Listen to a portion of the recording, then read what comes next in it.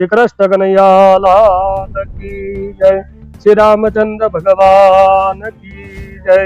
सदगुरु भगवान की जय। सत्य सनातन धर्म की जय। ओम नमः पार्वती पतये हर हर महादेव। ओम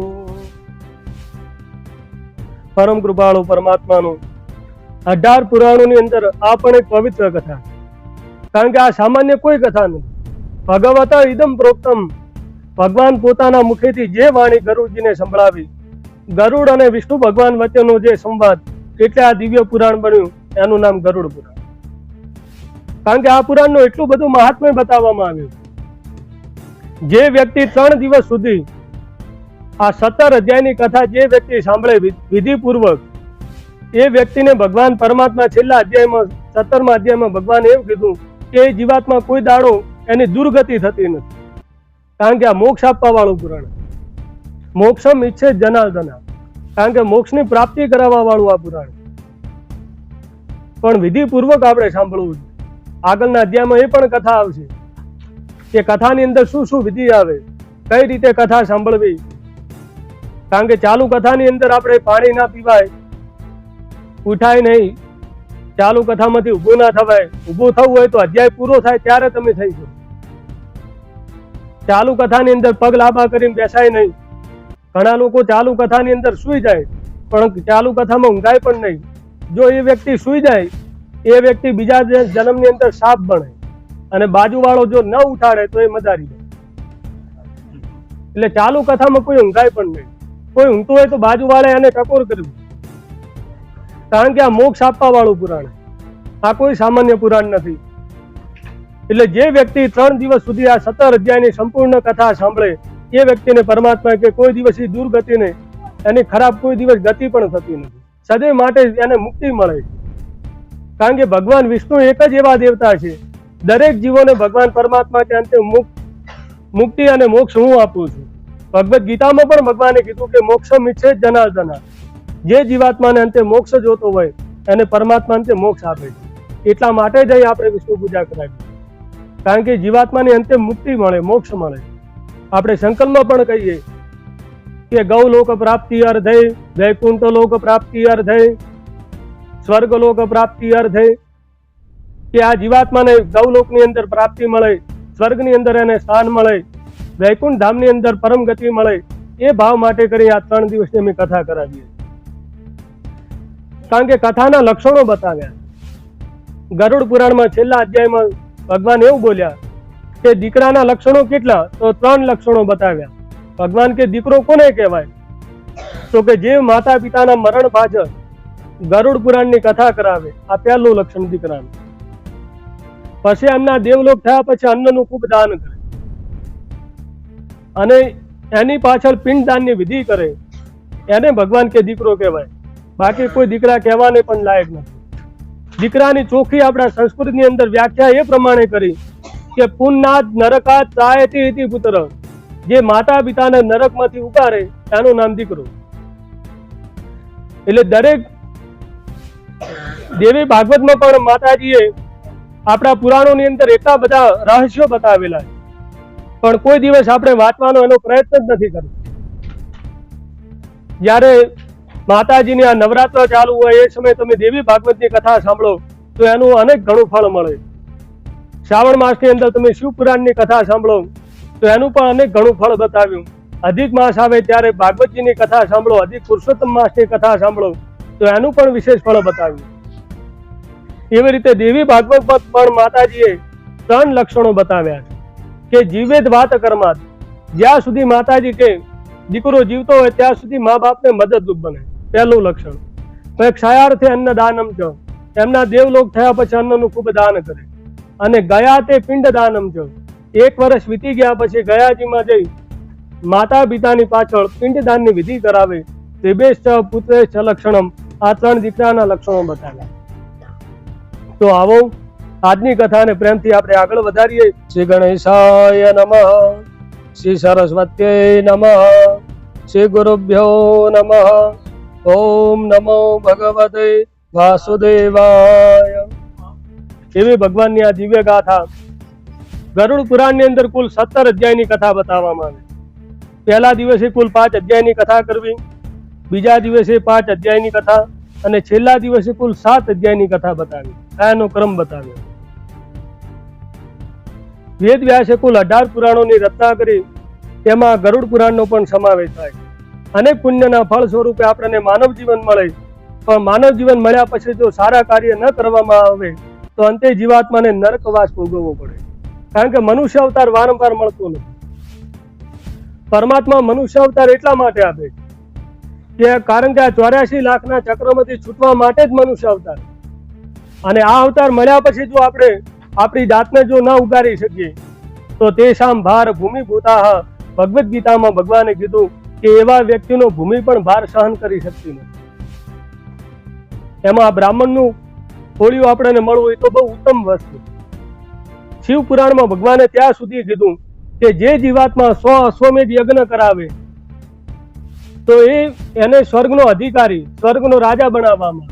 ઇન્દ્ર એ પદવી છે, ઇન્દ્રને ત્યાંથી હટાવી દેવામાં આવે. અને જે વ્યક્તિ 100 અશ્વમેધ યજ્ઞ કરાવે એને સ્વર્ગનો રાજા બનાવવામાં. ઇન્દ્રને ત્યાંથી હટાઈ અને નવા ઇન્દ્ર તરીકે વ્યક્તિની સ્થાપના થાય. એવી રીતે ભગવાન કે 110 અશ્વમેધ યજ્ઞનું જ્યારે ફળ ભેગું થાય ત્યારે આપણને બ્રાહ્મણ કુળમાં જન્મ મળે. કેટલા બધા પુણ્યની વાતો. અને આવું આપણને ઉત્તમ કુળની અંદર જન્મ મળ્યા પછી જો આપણી જાતને આપણે ઉગારી ન શકતા હોય તો એવા વ્યક્તિનું આ ભૂમિ પણ ભાર સહન કરી શકતી નથી. એટલા માટે ભગવાને ગીતામાં કીધું કે તેષામ ભાર ભૂમિભૂતાઃ. અને એક વાતનું તો એટલું બધું દુઃખ મને પણ ખૂબ લાગે, કારણ કે ઘણી વાર આપણે જોઈએ કોઈ મુસલમાનના દીકરાને આપણે પૂછવું હોય કે બેટા તમારા કુરાનની અંદર કેટલા કલમા, તો એને ખબર હોય. કોઈ હિન્દુ ધર્મના દીકરાને પૂછવું હોય કે ભગવદ્ ગીતામાં કેટલા અધ્યાય, તો કે મારા જે મને નથી ખબર. કોઈ ખ્રિસ્તી ધર્મના દીકરાને આપણે પૂછવું હોય કે તમારા બાઇબલની અંદર કેટલા દુહાઓ, તો એને ખબર હશે. કોઈ શીખ ધર્મના દીકરાને પૂછવું હોય કે તમારા ગુરુ ગ્રંથ સાહેબની અંદર કેટલી ચોપાઈઓ, કેટલા દુહાઓ, તો એને પણ ખબર હશે. ફક્ત જ આપણા હિન્દુના દીકરાને પૂછવું હોય કે ભગવદ્ ગીતાના કેટલા અધ્યાય, કેટલા શ્લોકો, તો કે મારા જે અમને નથી ખબર. આ મોટામાં મોટું દુઃખનું કારણ. કારણ કે આપણા ધર્મનો હાર્દિક સ્તંભ કોણ? તો ભગવદ્ ગીતા છે. કારણ કે તમામ ધર્મનો નિચોડ ભગવદ્ ગીતામાં ભગવાને બતાવ્યો. કુરુક્ષેત્રના મેદાનની અંદર ભગવાને કુલ આ ભગવદ્ ગીતા જે અર્જુનને ઉપદેશ આપ્યો એ સમગ્ર લોકોને ઉપદેશ આપ્યો, એકલો અર્જુનને નહીં. જે આપણા ત્યાં મહાપુરુષો થયા એમને ભગવદ્ ગીતાનો ખૂબ અધ્યયન કર્યું. અહીંયા પણ જે આપણે ગરુડ પુરાણની સાથે ભગવદ્ ગીતાના શ્લોકની સરખામણી કરી અને આપણે આ ગરુડ પુરાણની કથા કરી. કારણ કે ભગવાને તો ત્યાં સુધી કીધેલું કે જે જીવાત્મા જ્યારે અંતિમ સમય હોય એ સમયે એની તમે બાજુમાં બેસી ભગવદ્ ગીતાનો 12મો અને 15મો અધ્યાયનો તમે પાઠ કરો. 12મો અધ્યાય એટલે ભક્તિ યોગ, 15મો અધ્યાય એટલે પુરુષોત્તમ યોગ. આ બંને અધ્યાયના તમે પાઠ એને સંભળાવો. સંસ્કૃત ભણેલા હોય તો સંસ્કૃત શ્લોક સાથે પાઠ કરવા, અને સંસ્કૃત ન ભણ્યા હોય તો ખાલી ગુજરાતી અધ્યાયનું પાઠ વાંચી અને છેલ્લે અધ્યાય પૂરો થાય એટલે શું બોલવું? તો કે શ્રી કૃષ્ણ અર્પણમસ્તુ. અહીંયા તમે ભગવાનને અર્પણ કરો. તો એ જીવાત્મા ભગવાન કે ખાલી અડધો શ્લોક ખાલી સાંભળી જાય, ભલે એને હજારો પાપો કર્યા હોય તો પણ ભગવાન કે એની અંતે મુક્તિ મળે છે, મોક્ષ મળે. કારણ કે ભગવદ્ ગીતાનો આટલો બધો પ્રભાવ છે. આપણા ભારત ભૂમિની અંદર જ્યારે ભગવદ્ ગીતાનો પ્રાદુર્ભાવ થયો છતાં પણ ભારતની અંદર ભગવદ્ ગીતાના પાઠ ભણાવવામાં આવતા નથી. સાઉદી અરેબિયાની અંદર મુસ્લિમ કન્ટ્રી હોવા છતાં ત્યાં કોલેજની અંદર ફરજિયાત ભગવદ્ ગીતાના પાઠ ભણાવવામાં આવે. કારણ કે આપણા ધર્મનો આપણે પ્રચાર નથી કરતા એટલા વિદેશના લોકો આપણા ધર્મનો પ્રચાર કરે. એટલે મનુષ્ય જન્મ ભગવાન કે વારંવાર મળતો નથી. આ મનુષ્ય જન્મ મળ્યા પછી 84 લાખના ચક્રમાંથી છૂટવું હોય તો અંતે આ મનુષ્ય અવતારમાંથી જ આપણે છૂટી શકાય, એના સિવાય છૂટાતું નથી. એટલે ભગવાન કે જો સારા કાર્ય કરવામાં ના આવે તો અંતે જીવાત્માને યમપુરીમાં જવું પડે. ત્યાં તેને અનેક પ્રકારના દુઃખો ભોગવવા પડે છે.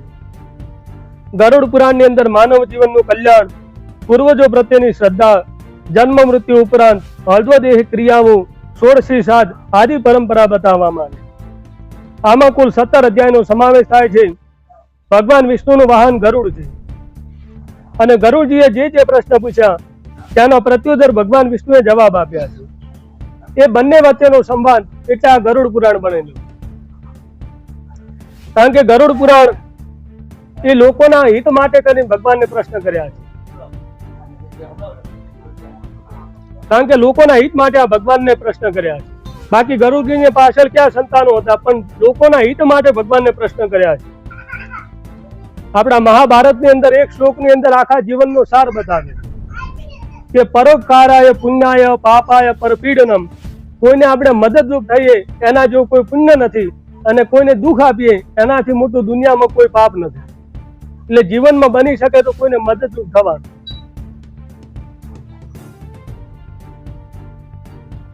આ રીતે ભગવાન કહેવા લાગ્યા. આમાં ગરુડ પુરાણ ભાગવત પુરાણ કરતા પણ મોટું પુરાણ છે. કારણ કે ભાગવત પુરાણના કુલ 18,000 શ્લોકો અને ગરુડ પુરાણના કુલ 19,000 શ્લોકો છે. એનાથી પણ 1,000 શ્લોકો વધારે.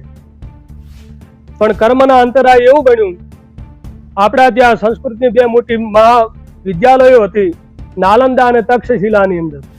એની અંદર જયારે વિધર્મી લોકોએ જયારે ચડાઈઓ કરી આપણા હિન્દુસ્તાનની અંદર, કારણ કે હિન્દુસ્તાન આખી સોનાની ચૂડિયા હતી, આખી સોનાની નગરી કહેવાતી, સોને કી ચીડિયા કહેવાતી. હિન્દુસ્તાને વારંવાર લૂંટવામાં આવ્યું. અંગ્રેજો આવ્યા એ પણ લૂંટીને લઈ ગયા, મોગોલો આવ્યા એ પણ લૂંટીને લઈ ગયા. એ નાલંદા અને તક્ષશિલાની અંદર જે મોટી જે આપણી પાઠશાળાઓ હતી સંસ્કૃતની, એની અંદર એમને જોતા જોતા જે પુસ્તકો એ બધા લોકો લઈ ગયા, વિધર્મી લોકો, અને બાકીના તમામ પુસ્તકોને એ લોકોએ આગ લગાડી. અને એ આગ ઇતિહાસની અંદર એવું કહેવામાં આવે કે 6 મહિના સુધી એ આગ સતત ચાલુ રહી. એની અંદર કેટલા બધા આપણા ધાર્મિક પુસ્તકો બળીને નાશ પામ્યા. અત્યારે ફક્ત આપણને આ ગરુડ પુરાણની કથા સાંભળવા મળે 17 અધ્યાયની અંદર.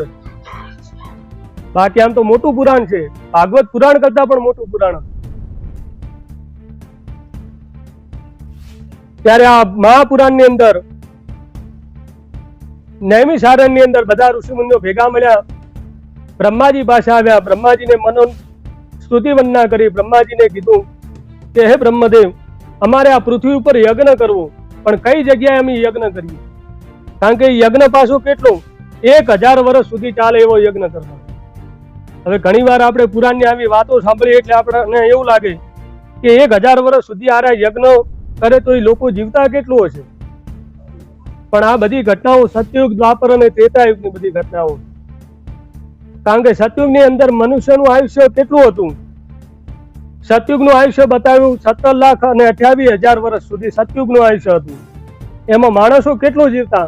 તો 1,00,000 વર્ષ સુધી માણસો જીવતા.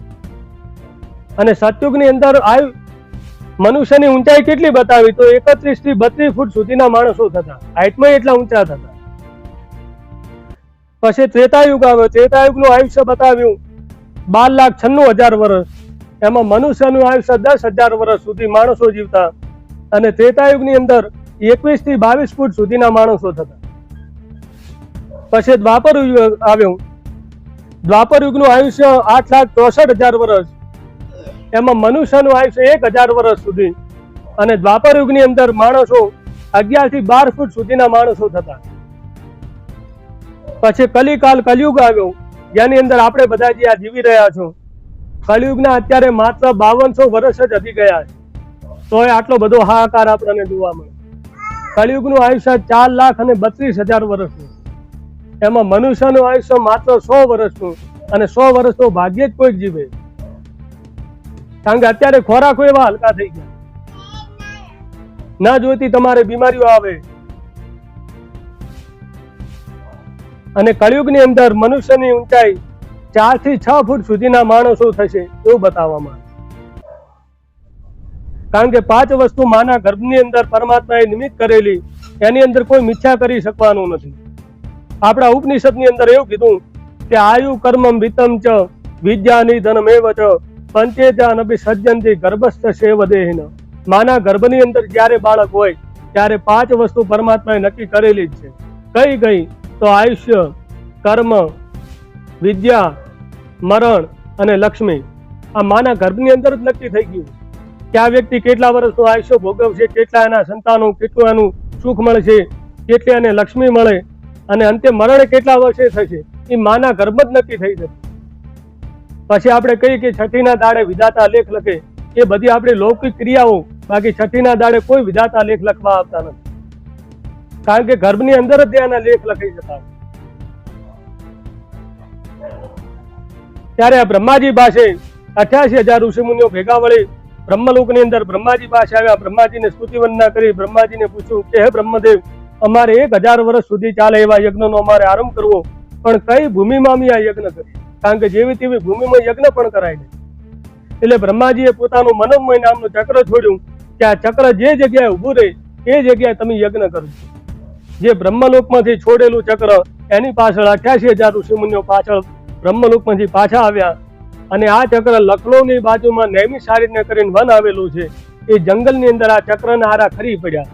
નૈમિષ શિર હતી તે નૈમિષ, જે ચક્રના આરા જે જગ્યાએ ખરી પડ્યા એટલે આનું નામ નૈમિષ શારીરને રાખવામાં આવ્યું.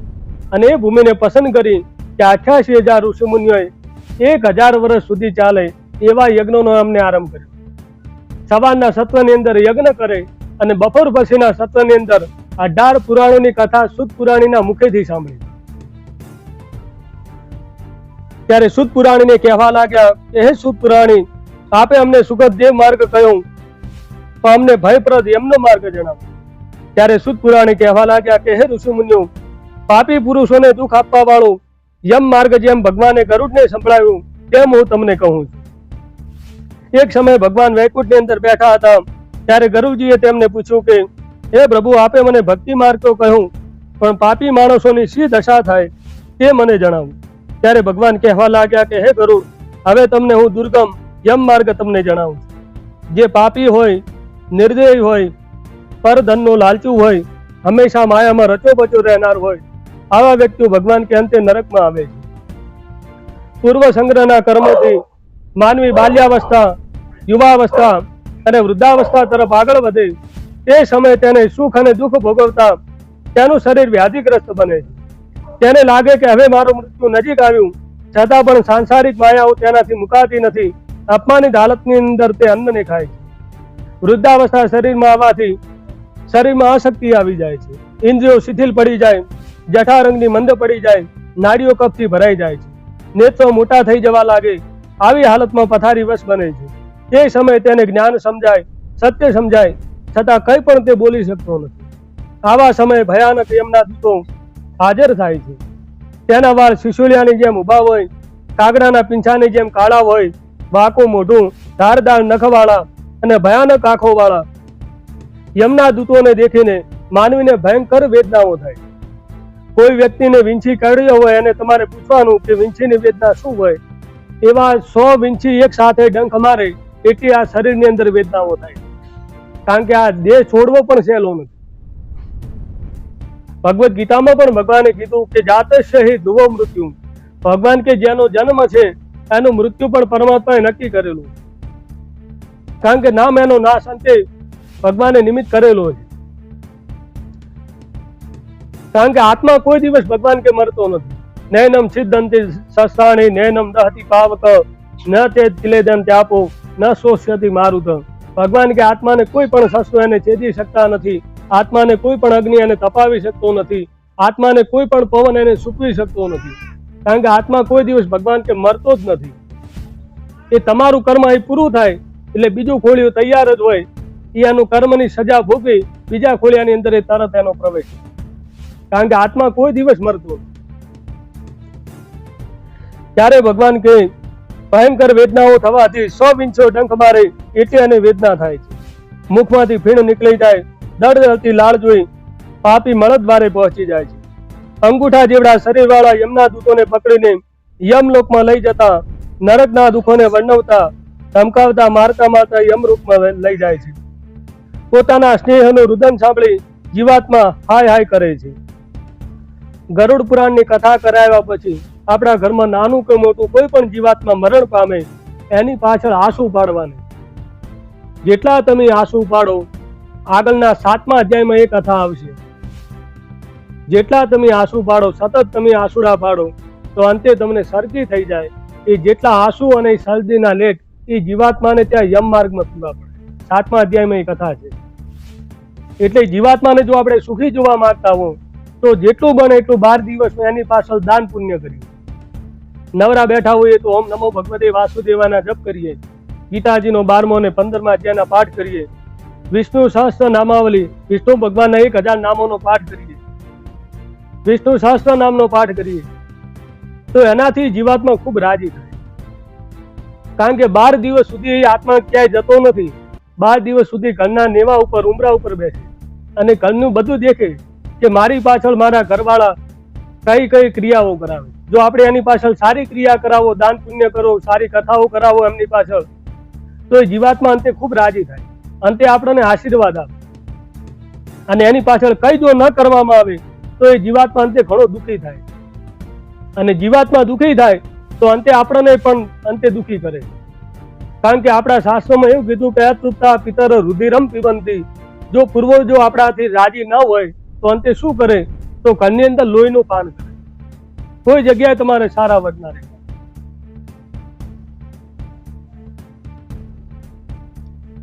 એટલા માટે કોઈએ, કારણ કે નાનું મોટું કોઈ પણ જીવાત્મા મરણ પામે એટલે દુઃખ દરેક વ્યક્તિને લાગે, પણ એની પાછળ બને એટલા આસુડા પાડીએ. યમ માર્ગમાં રસ્તાઓમાં કૂતરાઓ કરડવા લાગે, ભૂખ અને તરસ વેઠતા, તપેલ ધરતીના કોરડાઓનો માર ખાતા ખાતા છાડા વગરના માર્ગે ચાલવું પડે છે. 2-3 મુહૂર્તમાં માનવીઓ યમદૂતોને યમલોકમાં લઈ જાય છે. ત્યાં તેને ભયાનક નરકકુંડો બતાવવામાં આવેલા. અહીં યાતનાઓ આપ્યા પછી આકાશ માર્ગે તેને જડ દેહ પાસે લાવવામાં આવે છે. ત્યારે જીવાત્મા અંતે પોતાના દેહમાં દાખલ થવાનો પ્રયત્ન કરે, છતાં પણ યમના દૂતો તેને દાખલ થવા દેતા નથી. તે સમયે ભગવાન કહે, હે કરોડ, તેના સંતાનો જો પિંડદાન આદિ આપે તેનાથી જીવાત્મા અંતે ઉપભોગ કરે. એટલા માટે આપણા ઉપનિષદમાં કીધું કે દીકરાના હાથે જે પિંડદાનની વિધિ થાય એ સૌથી ઉત્તમ બતાવવામાં આવે છે.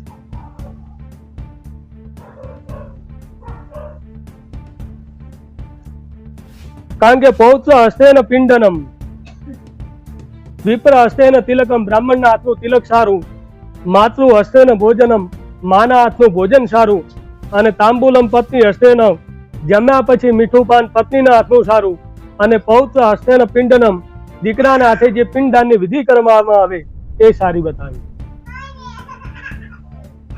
આ રીતે ભગવાન કહેવા લાગ્યા કે તેના સંતાનોએ તેની પાછળ પિંડદાન આદિ અવશ્ય કરવું જોઈએ. તેના સ્નેહીઓ તેનું શ્રાદ્ધ કરવું જોઈએ. જો તેમ ન કરવામાં આવે તો આ જીવાત્મા પિશાચોની અંદર ઘણો સમય સુધી ભમ્યા કરે છે, પોતાના પાપોને ભોગવ્યા કરે. આથી કરી તેના વંશજોએ તેની પાછળ પુણ્ય અને શ્રાદ્ધાદી ક્રિયાઓ અવશ્ય કરવી જોઈએ. 10 દિવસ સુધી પિંડ આપવા જોઈએ. પિંડના 4 ભાગ થાય છે. 2 ભાગથી જીવાત્માને નવો દેહ મળે અને ત્રીજો ભાગ યમના દૂતો લઈ જાય છે. ચોથા ભાગથી પ્રેતને નવું જીવન મળે છે.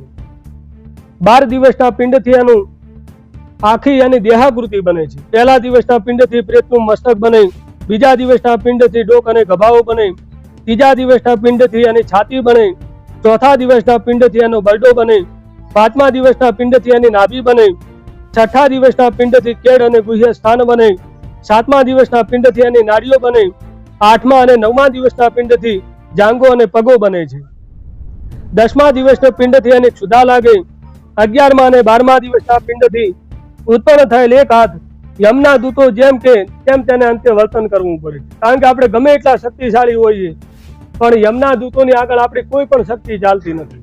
ગમે એટલા શક્તિશાળી હોય, યમના દૂતો કે તારે આમ કરવું પડે, આપણે કોઈ નહીં કરીએ તો એ પરાણે કરાવે પણ છોડે નહીં તમને.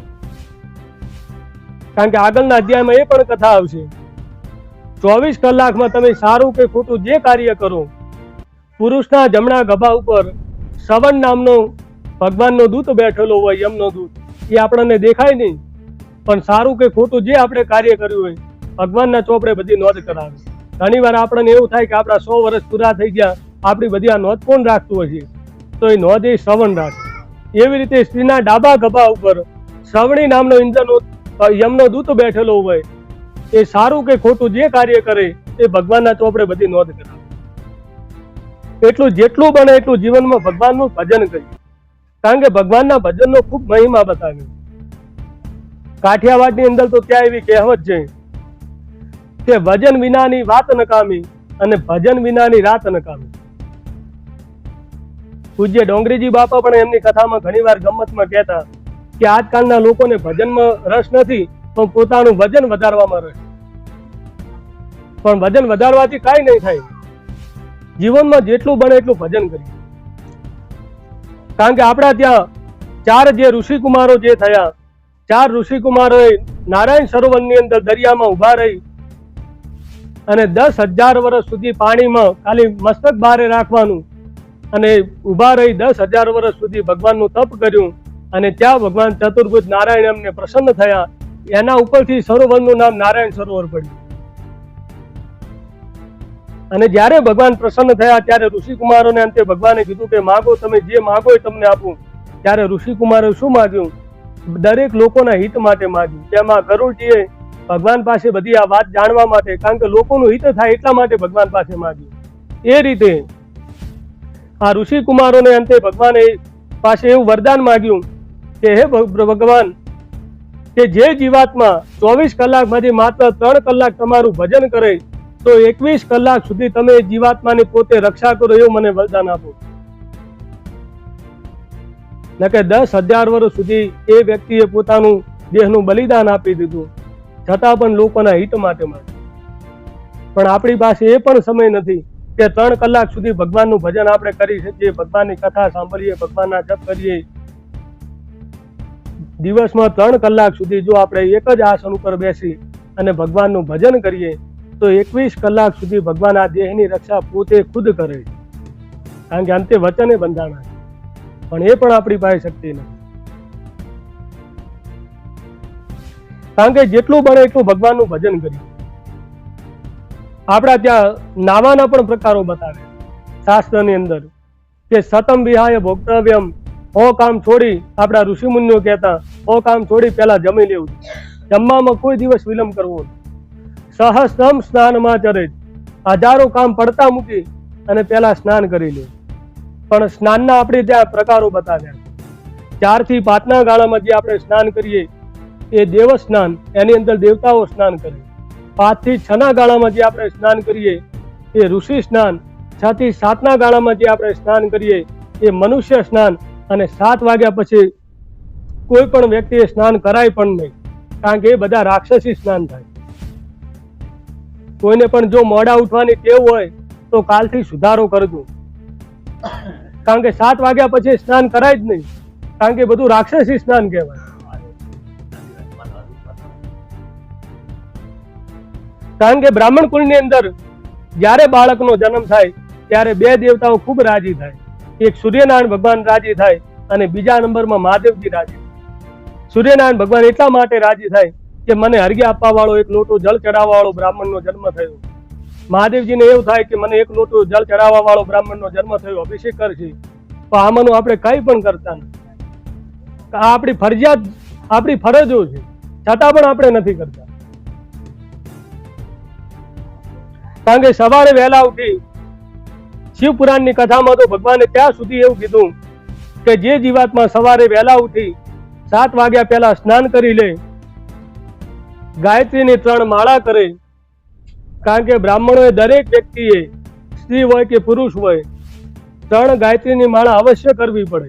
એક જ આસન ઉપર બેસી 3 માળા કરવાની. અને માળા કઈ રીતે કરવાની? કારણ કે ગાયત્રી મંત્ર મહામંત્ર છે. ગાયત્રી ચાલીસામાં પણ એક પદમાં રામ શર્મા આચાર્ય કહે કે મહામંત્ર જીતેને જગમાવું કહું ગાયત્રી સમનાઈ.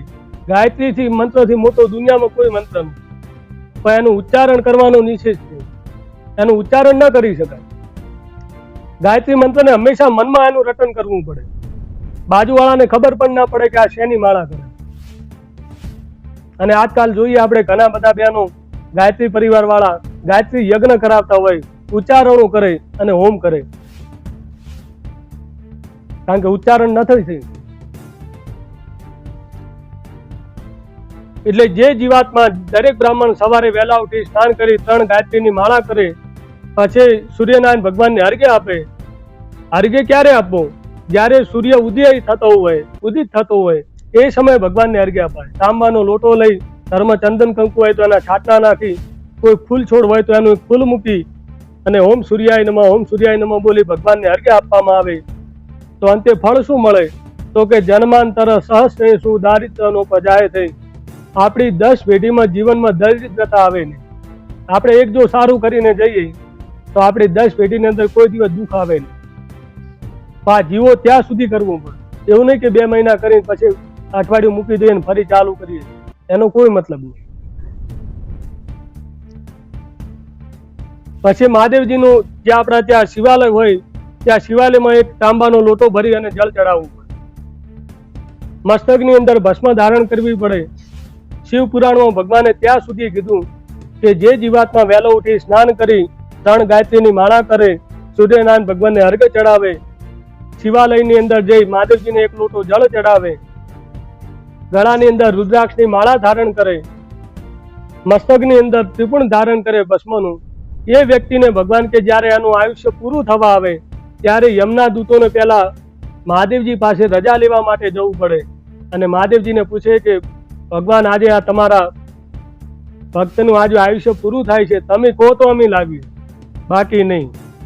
કારણ કે આ તો કાળોનો કાલ છે. અકાલ મૃત્યુ જો કરે કર્મ કરે ચાંડાલ કા, કાલ ભી ઉસકા ક્યા કરે જો ભક્તો હો મહાકાલ કા. જે મહાકાલનો ભક્તો હોય એને કાળ પણ કઈ કરી શકતો નથી. આ રીતે ભગવાન કહેવા લાગ્યા કે તેના સંતાનોએ અવશ્ય પિંડદાન અવશ્ય કરવા જોઈએ. આ વેતણની નદીની અંદર 100,000 યોજન એનો લાંબો પ્રવાહ બતાવવામાં આવે છે. આમાં જીવાત્મા નિત્ય 200 યોજનનો માર્ગ કાપે.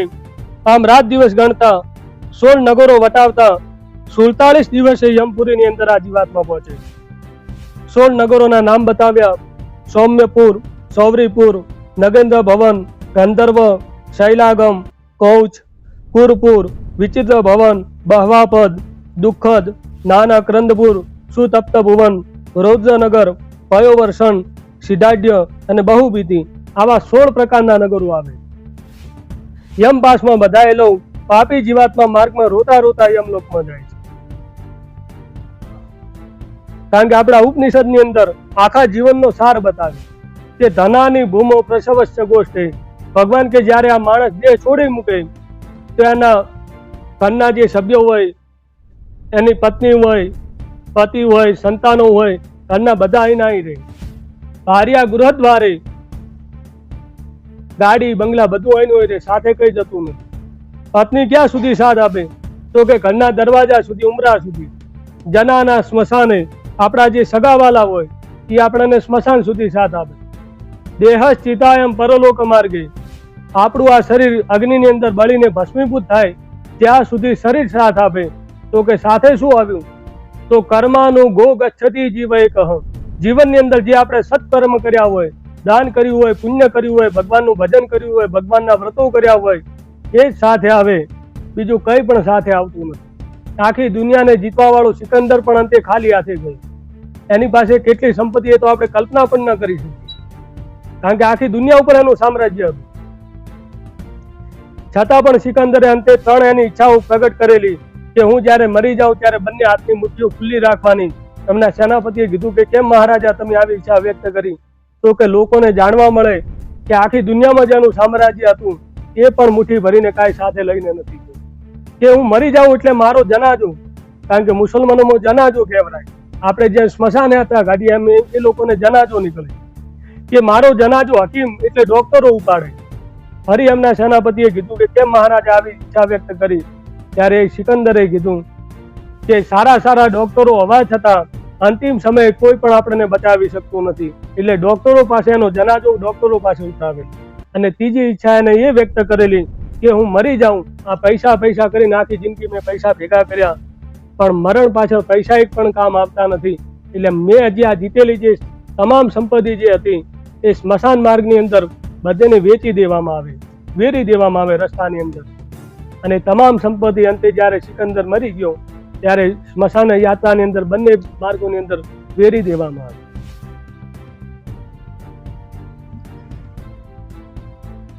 કારણ કે મૃત્યુને કોઈ ટાળી શકવાનું નથી. કારણ કે કાલક્રમ જે આપણો ભગવાને જે નક્કી કરેલો એનાથી એક શ્વાસ પણ ભગવાન કે તમે વધારે લઈ શકવાના નથી. આપણા શ્વાસ પણ ભગવાને નક્કી કરેલા.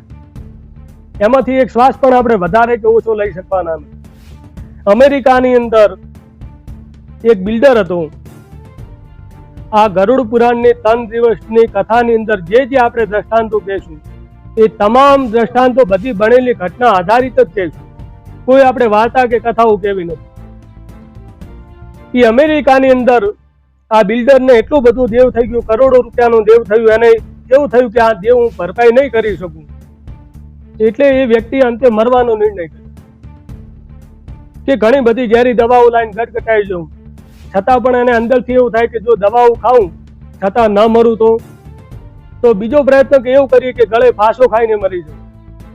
છતાં પણ એને ખુદને વિશ્વાસ નથી કે ગળે ફાંસો ખાવા જઈએ જો દોરું બીજું તૂટી જાય તો નીચે પડીએ હાથ પગ ભાગી જાય. તો ત્રીજો પ્રયત્ન આ વ્યક્તિએ એ કર્યો.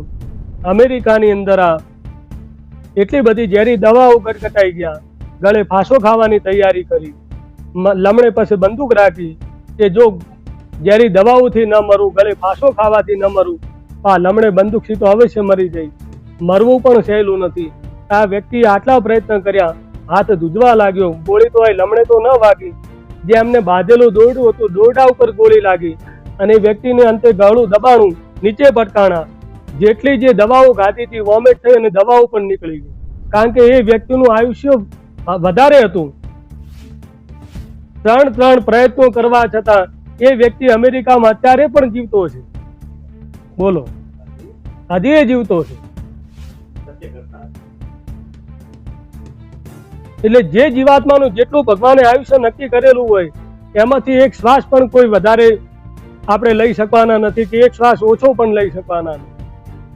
એટલા માટે ભગવાને ભગવદ ગીતામાં કીધું જાતસ્તે ધ્રુવ મૃત્યુ. ભગવાન કે જેનો અહીં જન્મ થયો એનું પણ મરણ પણ ભગવાન કે નિશ્ચિત કરેલું છે. કારણ કે અમર વરદાન ફક્ત 8 જ વ્યક્તિઓને મળ્યા, એની પછી ભગવાને અમર વરદાન કોઈને આપ્યા નથી. કયા 8 વ્યક્તિઓ? તો અશ્વસ્થામા, બલિરાજા, વેદવ્યાસ, કૃપાચાર્ય, વિભીષણ, હનુમાન, પરશુરામ અને માર્કંડેય મુનિ. આ 8 જણાને જ અમર વરદાન મળ્યા, બીજા કોઈને અમર વરદાન ભગવાને આપ્યા નથી. ઘણા લોકો એટલા બધા વિજ્ઞાનને એટલું બધું આપણે અત્યારે આધુનિક ટેકનોલોજીના સહારો લઈ અમેરિકાની અંદર જગ વિખ્યાત પોપ સિંગર હતા માઇકલ જેક્સન. એ માઇકલ જેક્સને એની ઈચ્છા એવી હતી કે મારે 150 વર્ષ સુધી જીવવું. કળિયુગનું આયુષ્ય 100 વર્ષનું અને મારે કે 150 વર્ષ સુધી જીવવું. એની પાસે 12 ડોક્ટરોની ટીમ હતી. એને પાણી પીવામાં આપવામાં આવે તો લેબની અંદર તપાસ કરવામાં આવે કે આ વ્યક્તિને પીવા માટે યોગ્ય છે કે નહીં. એનું કોઈ પણ શરીરનો અંદર અવયવો કોઈ બગડી જાય, જઠર, લીવર, કિડની, ફેફસા, હૃદય, તો એના માટે 10 વ્યક્તિઓ એને આપવા માટે પણ તૈયાર હતા. એવા વ્યક્તિઓ પણ એને ખરીદેલા. એને ખાવા પીવાનું તમામ વસ્તુ એને લેબની અંદર તપાસ થઈ અને પછી વ્યક્તિને આપવામાં આવે. રાત્રે એટલી બધી એ ગોળીઓ ઊંઘી લેતો છતાં પણ એ વ્યક્તિ 2 કલાકથી વધારે ઊંઘી પણ શક્યો નથી. અને એ વ્યક્તિનું 52 વર્ષની ઉંમરની અંદર એટેકના હુમલાથી એ વ્યક્તિ અંતે મરણ થયું. જે 150 વર્ષ જીવવાની આશા રાખતો હતો એ 52 વર્ષે મરી ગયો. આ રીતે ભગવાન કહેવા લાગ્યા કે આ 16 પ્રકારના નગરો વટાવતા આ જીવાત્મા અંતે યમપુરીની અંદર આવે છે. इति गरुड़ पुराणे सारोद्धारे प्रथमोऽध्याय श्री कृष्णार्पणमस्तु द्वितीयोऽध्याय गरुड़वाच कीदृशो यमलोकस्य पंथम भवति दुःखदम यान्ति यथा पाप तन्मे कथय केशव. આ ગરુડ પુરાણનો ખાલી એક શ્લોક તમે સાંભળો એનું કેટલું ફળ મળે. તો ન ગંગા ન ગયા કાશી પુષ્કરમ ચ પ્રયાગકમ. જે મોટા મોટા તીર્થોમાં જવાથી જે સ્નાન કરવાથી જે ફળ મળે એ ખાલી અહીં ભગવાનની કથા આપણે સાંભળીએ, એક શ્લોક આપણે સાંભળી જઈએ તો એટલું ફળ મળે. ત્યારે ગરુડજી પૂછવા લાગ્યા કે હે પ્રભુ, યમલોકનો માર્ગ કેટલો દુઃખદાયી હોય તે મને જણાવો. ત્યારે ભગવાન કહેવા લાગ્યા કે હે ગરુડ, યમલોકના માર્ગનો એટલો બધો દુઃખદાયી છે તે હું તમને જણાવું. યમલોકની અંદર વૃક્ષોની છાયા નથી, અન્નાદિ તેમજ જળ નથી. આ લોકમાં 12 સૂર્ય એવા તપે કે પ્રલય થવાનો હોય. યમ માર્ગમાં જતા પ્રેતને કાંટા વડે સિંહ વાઘ વરુ કૂતરાઓ વડે કરડવામાં આવે, કેટલાક સ્થાને વીંછીઓ ડંખ મારે છે, કેટલાક સ્થાને અગ્નિ દજાડે. આ માર્ગમાં ધારદાર પાંદડાઓ વાળું અસીવત્સ નામનું વન આવેલું. આ વનની અંદર ઘુવડ, મધમાખીઓ, કાગડાઓ મોટા ઠાસ આવેલા છે. ત્યાં નિરંતર દાવા અગ્નિ સળગ્યા કરે છે. અહીંથી પ્રસાર થતા પાપ વિપરીતને અંતે ઘણું દુઃખ સહન કરવું પડે છે. ધારદાર પાંદડાઓથી તેનું શરીર ઘવાઈ જાય, છેદાઈ જાય. અંધકુવાની અંદર કોઈક વખત યમના દૂતો પર્વતો ઉપરથી ગબડાવવામાં આવે છે. અણીવાળા ખિલ્લાઓ ખાતો ખાતો જળમાં, કાદવમાં, કીચડમાં, દજાતી રેતીમાં, અંગારા જેવા ઢગલાની અંદર બાળતા તામ્રમય પ્રદેશમાંથી પસાર થવું પડે છે. ઘણી વખત ભગવાન કે અગ્નિની વર્ષા થાય, વજ્રની વર્ષા થાય, પાષાણની વૃષ્ટિઓ થાય છે. ક્યારેક ભગવાન કે લોહીની અને ઉના પાણીની અને કાદવની વૃષ્ટિઓ થાય છે. ઘણા સ્થળે મોટી ઘોર ગુફાઓ આવેલી હોય છે, તેમાં અંધકાર દાખલ કરવામાં આવેલો. ક્યાંક પરુ અને રક્ત ભર્યા, ક્યાંક વિષ્ઠા ભર્યા કુંડની અંદર તેની ઈચ્છા ન હોય છતાં પણ ત્યાં રહેવું પડે. યમલોકમાં જવાના માર્ગ ઉપર પરુ અને રક્તની ભરેલી 100 યોજન લાંબી વેતરણની નદી આવેલી છે. આ જે આપણા નરકોની અંદર સૌથી ભયાનક કોઈ નરક હોય તો વેતરણી નરક. એટલા માટે આપણા સંસ્કૃતના આચાર્યોએ કીધું કે જીવનમાં જો વેતરણી નરક ન ભોગવવું હોય તો શું કરવું? તો એના માટે ઋષિમુનિ અંતે તે જીવતા જીવ યોગ્ય બ્રાહ્મણને દેશી ગાયનું દાન કરવું, અને જીવતા જીવ ગયાજીની અંદર વેતરણી સરોવર આવેલું છે, એ વેતરણી સરોવરની અંદર સ્નાન કરવું. તો મર્યા પછી પણ કોઈ દિવસ વેતરણી નરક આપણે ભોગવવું પડતું નથી. કારણ કે આપણા ત્યાં દાનનો પણ મહિમા છે. જેવા તેવા વ્યક્તિને તમે દાન કરો તો પણ એ દાન આપેલું તમારું નિષ્ફળ જાય છે. ભગવદ્ ગીતામાં પણ ભગવાને કીધું કે મરુસ્થલ્યામ યથા વૃષ્ટિ સુધાર્થે ભોજનમ તથા દરિદ્રે દીયતે દાનમ સફલ પાંડુનંદનમ. ભગવાન કે જેમ રણભૂમિની અંદર વરસાદ થાય કે એના સૌભાગ્યની વાત કહેવાય, એ રીતે જે વ્યક્તિને જે જરૂરિયાત હોય એ પ્રમાણે તમે એને દાન આપો, એ દાન તમારું સાર્થક બને.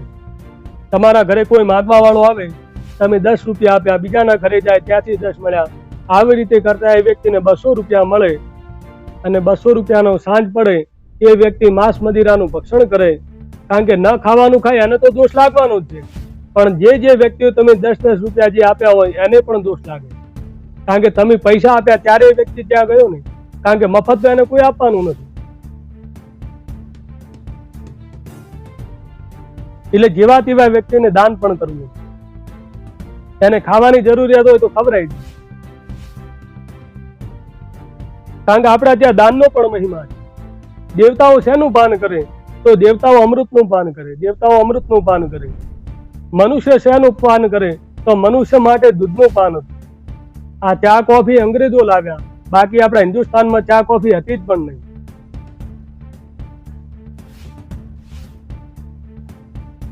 આ તમાકુની ઉત્પત્તિ એટલી ભયંકર બતાવી. હમણાં જ મેં પુરાણની અંદર મારે વાંચવામાં આવ્યું, જે લોકો આ તમાકુ ખાતા હોય, ખરેખર તમાકુ તો જીવનમાં પણ ખવાય નહીં. કોઈ ખાતા હોય તો છોડી નાખજો. કારણ કે તમાકુની ઉત્પત્તિ ગાયના લોહીમાંથી બતાવી છે.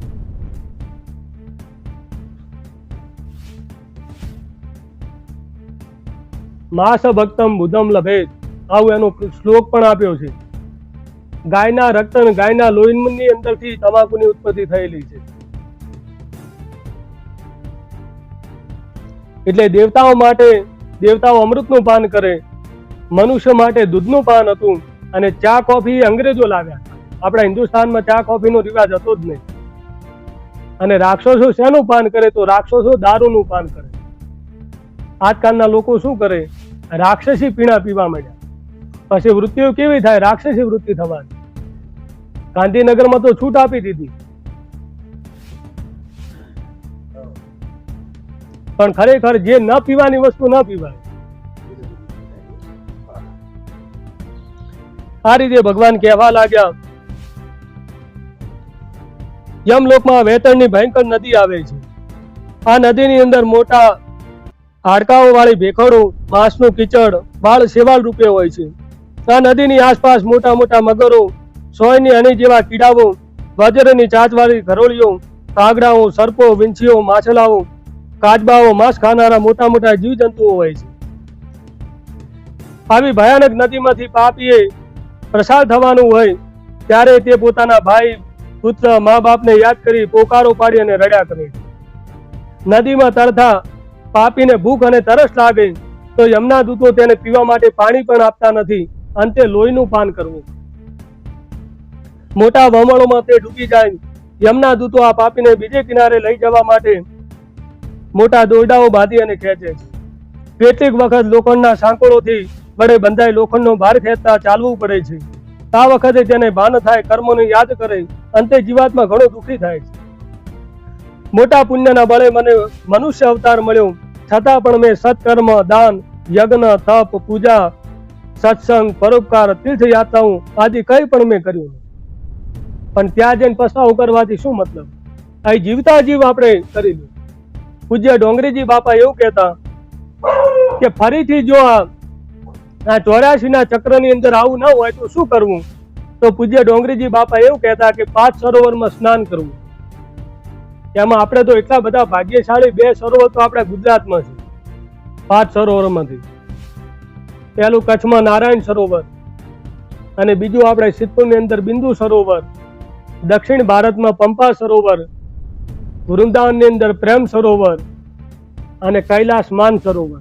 આ 5 સરોવરમાં સ્નાન કરવું અને 12 જ્યોતિર્લિંગની યાત્રાઓ કરવી. તો પૂજ્ય ડોંગરીજી બાપા એવું કહેતા કે જીવનની અંદર આ 84 લાખના ચક્રની અંદર વારંવાર આવવું પડતું નથી. સદૈવ માટે આપણને મોક્ષ મળે. શિવ પુરાણમાં પણ મહાદેવજીએ એવું કીધું કે જે જીવાત્મા 12 જ્યોતિર્લિંગની યાત્રા કરે એ જીવાત્મા અંતે શિવધામની અંદર આવી જાય. એ જીવાત્માને અંતે ફરીથી આ જન્મ મરણ થતો જ નથી. ભગવાન કે ખાલી તમે કેદારનાથ જ્યોતિર્લિંગના તમે દર્શન કરો તો જીવનમાં તમને પશુ યોની કોઈ દિવસ મળે નહીં. એટલું બધું એ જ્યોતિર્લિંગનું મહાત્મય બતાવ્યું. કેદારનાથના ખાલી દર્શન કરો તો જીવનમાં પશુ યોની તમને કોઈ દિવસ મળે નહીં. આ રીતે ભગવાન કહેવા લાગ્યા, પતિની સેવા કરવા સ્ત્રીનો ધર્મ છે. તે જાણવા છતાં પતિવ્રતાનો ધર્મ પાળ્યો નહીં. વૃદ્ધ સાસુ સસા ગુરુની મર્યાદા પ્રતિષ્ઠા જાળવી નહીં. વૈધવ્યની અંદર સંયમ પાળ્યો નહીં. વ્રતો કર્યા નહીં. આવા બધા દુષ્કર્મો થવાથી એ જીવાત્મા અંતે ઘણો દુઃખી થાય છે. 18મા દિવસે તે સૌમ્યપુરમાં આવે. પ્રેતોના મોટા સમૂહને તે દેખે છે. ત્યારે યમના દૂતો તેને પરિવારને યાદ કરતો હોય ત્યારે યમના દૂતો તેને મારે છે, મુદ્ગર વડે માર્યા કરે છે. અત્યારે તું જેને યાદ કરે છે તેમાંનું અહીં કોઈ પણ હાજર નથી. તે જે કર્મ કરેલા છે હવે તારે એકલા અંતે ભોગવવાના, કારણ કે કર્મ કોઈ દિવસ કોઈને છોડતું નથી. આની આ વાત ભગવદ્ ગીતાની અંદર ભગવાને પણ કીધી કે યથા કર્મ તથા ફલમ. જે જેવું કર્મ કરે અંતે અહીં ભોગવવું પડે. મહાભારતના યુદ્ધની અંદર જ્યારે ભીષ્મ દાદા જ્યારે બાણશૈયા ઉપર પડ્યા હતા, ઉત્તરાયણના સૂર્યની રાહ દેખતા હતા, એ સમયે ભગવાન ત્યાં આવ્યા. ત્યારે ભગવાનને વંદન કરી ભીષ્મ દાદા કહેવા લાગ્યા કે હે પ્રભુ, મેં મારા જીવનની અંદર કોઈ પાપ નથી કર્યું, છતાં પણ આ બાણશૈયા ઉપર ઊંઘવું પડ્યું. આ કયા પાપની હું સજા ભોગવી રહ્યો? ત્યારે ભગવાને આંખો બંધ કરી દિવ્ય દ્રષ્ટિ લગાવી અને દેખ્યું. ત્યારે ભગવાનને અંતે જાણવા મળ્યું. ત્યારે ભગવાને ભીષ્મ દાદાને કીધું કે હે ભીષ્મ દાદા, તમે જ્યારે નાના હતા ત્યારે તમે 3 પાપ કરેલા છે. આ 3 પાપોની સજા તમે ભોગવી રહ્યા છો. તે કયા કયા? જ્યારે કે તમે નાના હતા ત્યારે ભમરાને પકડી કાંટાથી તમે મારતા. આ નાનપણમાં કરેલો પાપ. કારણ કે 5 વર્ષ સુધી જે દીકરો કોઈ જીવ હિંસા કરે તો એનો દોષ લાગતો નથી. 5 વર્ષથી મોટી ઉંમરનો થાય પછી કોઈ પણ નાના કીડી મકોડા નાના જીવજંતુને મારે તો એનો દોષ લાગે. બીજું પાપ કયું? તો એકવાર કે તમે હસ્તિનાપુર નગરીની અંદર જતા હતા, એ સમયે રસ્તામાં એક હરડો સાપ હતો. એટલે તમને થયું કે આ સાપ ઉપર કોઈ રથ ચાલી જશે, એટલે સાપને પકડી તમે દૂર ફેંક નાખ્યો અને એ સાપ ક્યાં જઈને પડ્યો? તો અંતે કાંટામાં જઈને પડ્યો. અજાણતાથી તમે એને બચવા માટે મૂક્યો હતો, એ કાંટા ઉપર જઈને પડ્યો. જેટલા દિવસ સુધી એ કાંટામાં રહ્યો એટલા દિવસ સુધી તમારે આ બાણશૈયા ઉપર રહેવું પડે. અને ત્રીજું પાપ તમને એ લાગ્યું કે જ્યારે દ્રૌપદીના ચીરહરણ થતા હતા એ સમયે તમે સૌથી યુવા, તમે વયોવૃદ્ધ હોવા છતાં તમે કોઈ પણને કાંઈ બોલ્યા નથી. કારણ કે તમે ધારો તો બધાને તમે રોકી શકો. કારણ કે મહાભારતના યુદ્ધની અંદર ભીષ્મ દાદાથી મોટો કોઈ ધનુર્ધારી યોદ્ધા કોઈ હતો જ નહીં. છતાં પણ તમે કઈ નહીં બોલ્યા, એનું પાપની આ સજા તમે ભોગવી રહ્યા. એટલે કર્મ કોઈ દિવસ કોઈને છોડતું નથી. જે કર્મ કરો અંતે ભોગવવું જ પડે છે. આ રીતે ભગવાન કહેવા લાગ્યા કે હે જીવાત્મા, તું એમના પરાક્રમને જાણતો નથી, એમના બળને પણ જાણતો નથી, જેમ યાતના ન થાય તેવા કર્મને પણ જાણતો નથી, નાના બાળકોને જાણ થાય તેની પાસેથી શીખવાનો પ્રયત્ન પણ કર્યો નથી, પુરાણોમાંથી બ્રાહ્મણો પાસેથી સારી વાત પણ જાણી નથી. આમ કહી એમના દૂતો તેને મુદ્દર વડે માર્યા કરે છે. જ્યારે બે ભાન થઈ જાય છે ત્યારે સુદામા આવ્યા પછી ઉઠીને ભાગવાનો પ્રયત્ન કરે તો યમના દૂતો તેને ખસેડીને આગળ લઈ જાય છે. ત્યારે જીવાત્મા ભયંકર વેદનાઓ અંતે ભોગવ્યા કરે છે. વિચિત્ર ભુવનની અંદર વિચિત્ર નામનો રાજા રાજ્ય કરતો હોય, એ એટલો બધો ભગવાન કે ભયાનક હોય છે, તેને જોતા મોટા મોટા પ્રાણીઓ પણ નાસી જાય છે. ત્યારે નૌકા હાંકવા વાળો કહે કે જો તે દાન પુણ્ય કર્યું હોય તો આ નૌકાની અંદર તું આવી જા, તો તને હું સામે પાર કરાવી. ત્યારે જીવાત્મા કહે મેં કઈ પણ એવું દાન પુણ્ય કર્યું નથી. એ સમયે નદીની અંદર ભયાનક પૂર આવે અને જીવાત્મા અંતે પરેશાન થાય છે, કાદવમાં ફસાઈ જાય. ત્યારે યમના દૂતો તેને અંકુડી ભરાવી ખેંચીને સામે પાર લઈ જાય. આવી રીતે જીવાત્માને ઘણા કષ્ટો સહન કરવા પડે. ભૂખથી પીડિત થઈ આ જીવાત્મા દશે દિશાઓની અંદર દેખવા લાગે છે કે મારો ભાઈ બંધુ મને મદદરૂપ થાય છે કે નહીં. યમના દૂતો તેને કહે કે તારું એવું કોઈ પણ પુણ્ય નથી કે તું આ દુઃખમાંથી મુક્ત થઈ શકે. વાર્ષિક સાધન ઉપભોગ કરી જીવાત્મા અંતે યમલોકમાં આવે છે. યમલોકની અંદર એક પિંડથી તે એક હાથ ઊંચાઈ દેહનો ત્યાગ કરે છે. પછી અંગૂઠા જેવડા દેહને ધારણ કરી લિંગ દેહોના કર્મની સજા ભોગવવા માટે યમના દૂતોની સાથે જાય છે. ત્યારે ભગવાન કે હે ગરુડ, જેને દાન કરેલ નથી તે અંતે દુઃખને પામે છે. યમપુરીના 4 દરવાજા આવેલા છે, તેમાંના દક્ષિણના દરવાજેથી પાપી લોકોને લઈ જવામાં આવે. અહીં તેને ભૂખ અને તરસ સતાવે છતાં પણ યમના દૂતો તેને આગળ ધકેલે છે. ત્યારે ભગવાન કહેવા લાગ્યા કે હે ગરુડ, હવે તમે વધુ શું સાંભળવાની ઈચ્છા રાખો? શ્રી ગરુડ પુરાણે સારુદ્ધારે યમ માર્ગ નિરૂપણો નામ દ્વિતીયોધ્યાય શ્રી કૃષ્ણાર્પણમસ્તુ. દ્વિતીયોધ્યાય ગરુડ વાચ.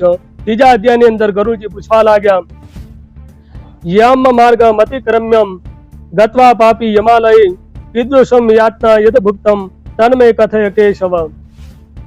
ભગવાનના કહેવાથી ગરુડજી પૂછવા લાગ્યા કે હે કેશવ, યમના માર્ગો દુઃખો સહન કર્યા પછી બીજા કયા દુઃખો સહન કરવા પડે તે હું તમને જણાવું.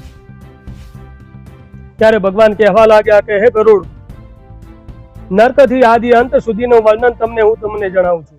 બહુ ભીતિપુરથી આગળ 44 યોજન વિસ્તારવાળા યમનગરનું વર્ણન જણાવે છે. ત્યારે ભગવાન કહેવા લાગ્યા પાપીએ જે પાપ કર્મ કર્યું હોય તે ધર્મરાજા જાણતા હોય છતાં પણ ચિત્રગુપ્તને પૂછે છે. ચિત્રગુપ્ત તેના શ્રવણ લોકના બ્રહ્માના દીકરાઓ જે છે, જે સ્વર્ગ પૃથ્વી અને પાતાળમાં ફરવા વાળા છે, દૂરનું સાંભળી શકે, દૂરનું જોઈ પણ શકે છે. તેમની સ્ત્રીઓ પણ દૂરનું દેખી શકે અને સાંભળી પણ શકે છે. પુરુષના જમણા ગભા ઉપર શ્રવણ નામનો ભગવાનનો દૂત બેઠેલો હોય અને સ્ત્રીના ડાબા ગભા ઉપર શ્રવણી નામનો ભગવાનનો દૂત બેઠેલો હોય. તમે સારું કે ખોટું જે કાર્ય કરો એ ભગવાનના ચોપડે અંતે નોંધ કરાવો. આથી આ જીવાત્મા પાપી જીવ માટે દુઃખ આપનાર બને છે. ત્યારે ભગવાન કે જીવના બધા કર્મો સૂર્ય, ચંદ્ર, અગ્નિ, વાયુ, આકાશ, ભૂમિ, જળ, અંતરાત્મા, યમ દિવસ રાત્રિ બંને સંધિકાળ જાણતા હોય છતાં યમરાજ પાપી જીવને પોતાના પાસે બોલાવે છે. ત્યારે જીવાત્મા પોતાનું ઉગ્ર રૂપ ધારણ કરે છે. ચિત્રગુપ્ત અને યમના દૂતો પણ ભયંકર રૂપો ધારણ કરે છે. યમ રાજા ચિત્રગુપ્તને કર્મોને પૂછવા માટે જણાવે છે. ત્યારે પાપી જીવ અહંકારમાં આવી તે ઘણા બધા પાપો કર્યા છે, તેની સજા ભોગવવા માટે શા માટે તું ડરી રહ્યો છે? ત્યારે ચિત્રગુપ્તનું કથન સાંભળી જીવાત્મા રડતો બંધ થાય છે. ત્યારે ધર્મરાજા કહે એના કર્મની સજા જણાવે છે. યમના દૂતો તેને ભયંકર નરકમાં લઈ જાય છે. ત્યારે ભગવાન કે હે ગરુડ, યમરાજની યાજ્ઞા થવાથી ચંડ અને પ્રચંડ નામના યમના જે દૂતો હોય એ જીવાત્માને અંતે નરકમાં લઈ જાય છે. એ નરકની પાસે 5 યોજન વિસ્તાર વાળું, 1 યોજનની ઊંચાઈ વાળું એક વૃક્ષ આવેલું છે. એની ઉપર અનેક પાપી જીવો લટ્યા કરે છે. તે અગ્નિ સમાન તેજસ્વી અને સિમલના ઝાડ પાસે ઊંધા લટકાવી તે જીવાત્માને સાંકળથી બાંધી અને માર મારવામાં આવે છે. જ્યારે જીવાત્મા રડતો ભયંકર રડ્યા કરે ન મારવા માટે જણાવે ત્યારે એમના દૂતો તેની કોઈ પણ વાત સાંભળતા નથી. લોખંડના શસ્ત્રોથી માર્યા કરે છે. ઘણો માર પડવાથી જીવાત્મા બેભાન થઈ જાય છે. જ્યારે સુદામા આવ્યા પછી એમના દૂતો કહે કે તને મનુષ્ય જન્મ મળ્યો છતાં તે અન્નદાન, જળદાન, પિતૃઓનું તર્પણ, સત્સંગ, તીર્થયાત્રાઓ, દેવ પૂજન આમાંનું કંઈ પણ તે કર્યું નથી. આ સમયે એમના દૂતો આ જીવાત્માને વૃક્ષોના પાંદડાથી તેનું શરીર ઘવાઈ જાય, કૂતરાઓ કરડવા લાગે. ત્યાંથી આ જીવાત્મા બૂમ અને બરાડા પાડે છે. યમના દૂતો તેના મોઢાની અંદર માટી ભરી દે છે, કારણ કે યમના દૂતો બૂમ પણ પાડવા દેતા નથી. જેવું મોઢું ખોલીએ એટલે મોઢાની અંદર માટી ભરી દે. કેટલાક પાપીને જીવનને પરમાત્મા કે કરવતથી વેરવામાં આવે, કેટલાકને કુહાડીના કટકા મારવામાં આવે, કેટલાકને અગ્નિની અંદર તપાવવામાં આવે, કેટલાકને ઘી અને તેલમાં તળવામાં આવે છે, કેટલાકને ભગવાન કે હાથીના માર્ગ નીચે નાખવામાં આવે છે, કેટલાકને કુવાની અંદર તો કેટલાકને ભગવાન કે પર્વત ઉપરથી ગબડાવવામાં આવે છે, કેટલાકને કીડાના ખદબતા કુંડની અંદર નાખવામાં આવે. ત્યારે જીવાત્મા અંતે ઘણો પરેશાન થાય. તે સમયે લેણદારો લેણું લેવા માટે આવી જાય છે. જીવનની અંદર આ કથા સાંભળ્યા પછી જીવનમાં એક નિર્ણય રાખવો કે કોઈ પણ વ્યક્તિનો 1 રૂપિયો પણ બાકી રાખીએ. ઘણા લોકોની એવી ટેવ હોય, હા આપણી પાસે સગવડ ના હોય તો બીજા પાસે લેવું પડે, પણ આપણી પાસે સગવડ થઈ જાય, જે એના રૂપિયા લાવ્યા હોય એને પરત આપી દેવા. આમાં ચોખ્ખું બતાવ્યું, કારણ કે ભગવાનની વાણી કોઈ દિવસ મિથ્યા હોય નહીં. આ ભગવાન ખુદ ગરુડને આ કથા સંભળાવી રહ્યા. એટલે જીવનમાં કોઈ દિવસ કોઈનો 1 રૂપિયો પણ બાકી રાખીએ. જો તમે કોઈનું બાકી રાખીને ગયા, એ વ્યક્તિ મરી ગયો અને જ્યારે તમારા આયુષ્ય પૂરું થાય ત્યાં સુધી જીવાત્માનો મોક્ષ થતો નથી. એ જીવાત્મા ત્યાંનો ત્યાં રહે. જ્યારે આ યમપુરીની અંદર બંનેને બોલાવી અને સંધિ કરવામાં આવે ત્યારે યમરાજને કે મેં આ ભાઈને આટલા રૂપિયા આપેલા, એ ભાઈ માથા ભારે હતો એટલે મને પરત કર્યા નથી. ત્યારે યમના દૂતો શું કરે, કારણ કે એ સમયે તો આપણી પાસે કાંઈ પૈસા દોલત કાંઈ આવતો નથી. ત્યારે યમના દૂતો આ શરીરની અંદર ચેકા મારી એની અંદરથી માંસ કાઢી અને એ વ્યક્તિને પાછું આપવું પડે. એટલે જીવનમાં કોઈ દિવસ 1 રૂપિયો પણ કોઈનો બાકી રાખે. આવી જ બનેલી ઘટના તમને કહું. સિદ્ધપુરની અંદર 2 વેપારી, બંને ભાઈબંધ હતા. એક ભાઈબંધના લગ્ન થયેલા અને બીજા ભાઈબંધના લગ્ન નતા થયેલા. બંને ભાઈબંધે અંતે નક્કી કર્યું, આ પણ બનેલી ઘટના છે ભાઈ. મુંબઈની અંદર ગયા, મુંબઈમાં જઈ ભારે વેપાર કરવા લાગ્યા. 6 મહિનાની અંદર એમને 50 લાખ રૂપિયાની આવક થઈ આ બંને ભાઈબંધોની. એટલે એક ભાઈબંધની દાનત ખૂટી કે જો આને હું મારી નાખું તો આ 50 લાખ રૂપિયા મને મળી જાય. એટલે જે ભાઈબંધના જે લગ્ન થયેલા હતા એ ભાઈબંધને ત્યાં મુંબઈની અંદર એને મારી નાખ્યું. મારી નાખી અને 50 લાખ રૂપિયા એને મળી ગયા.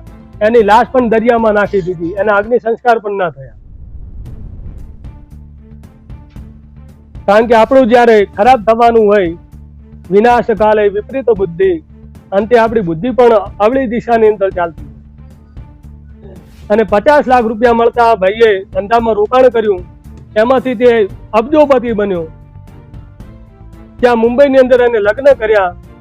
લગ્ન કર્યા પછી એમના ઘેરથી જ્યારે સારા દિવસો ચાલતા હતા, જ્યારે ડિલિવરી પ્રસંગ આવ્યો, એ સમયે ડિલિવરી પ્રસંગની અંદર એમના ત્યાં દીકરાનો જન્મ થયો અને જેવો દીકરાનો જન્મ થયો એના 10 જ મિનિટમાં એ બેનનું મરણ થયું.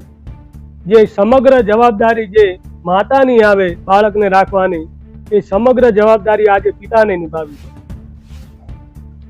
અને દીકરો એવો પાછો પાંગળો પાકેલો, ન બોલી શકે, ન ચાલી શકે, ન હાથ પગ એના સારા હતા, આખું એવો પાંગળું શરીર પાકેલું. છતાં પણ આ બાપે દીકરાને એટલી બધી દવા કરાવી, એટલી એને દેખરેખ રાખે, એક બાજુ ધંધાની દેખરેખ રાખે.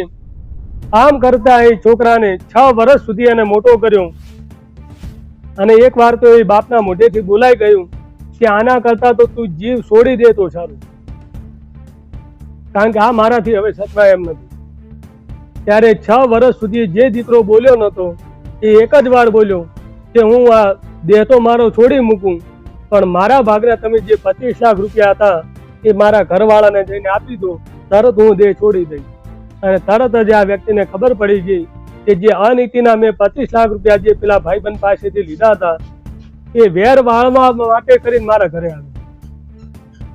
એટલે કે 25 લાખ નહીં, મારી આ તમામ જે અબજો રૂપિયાની સંપત્તિ એ તારા ઘરવાળાના નામે કરી છે.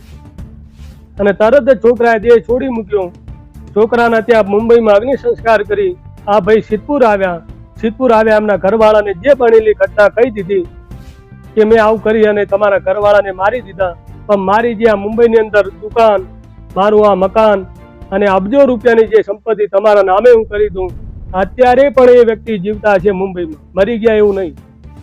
92 વર્ષની એમની ઉંમર છે. અત્યારે એ સાધુ સંન્યાસી બની અને જીવન વ્યતીત કરે છે. આ એમના જીવનની અંદર બનેલી ઘટના. એટલે જીવનમાં કોઈ દિવસ કોઈનો 1 રૂપિયો પાઈ પણ બાકી રાખીએ. આ રીતે ભગવાન કહેવા લાગ્યા.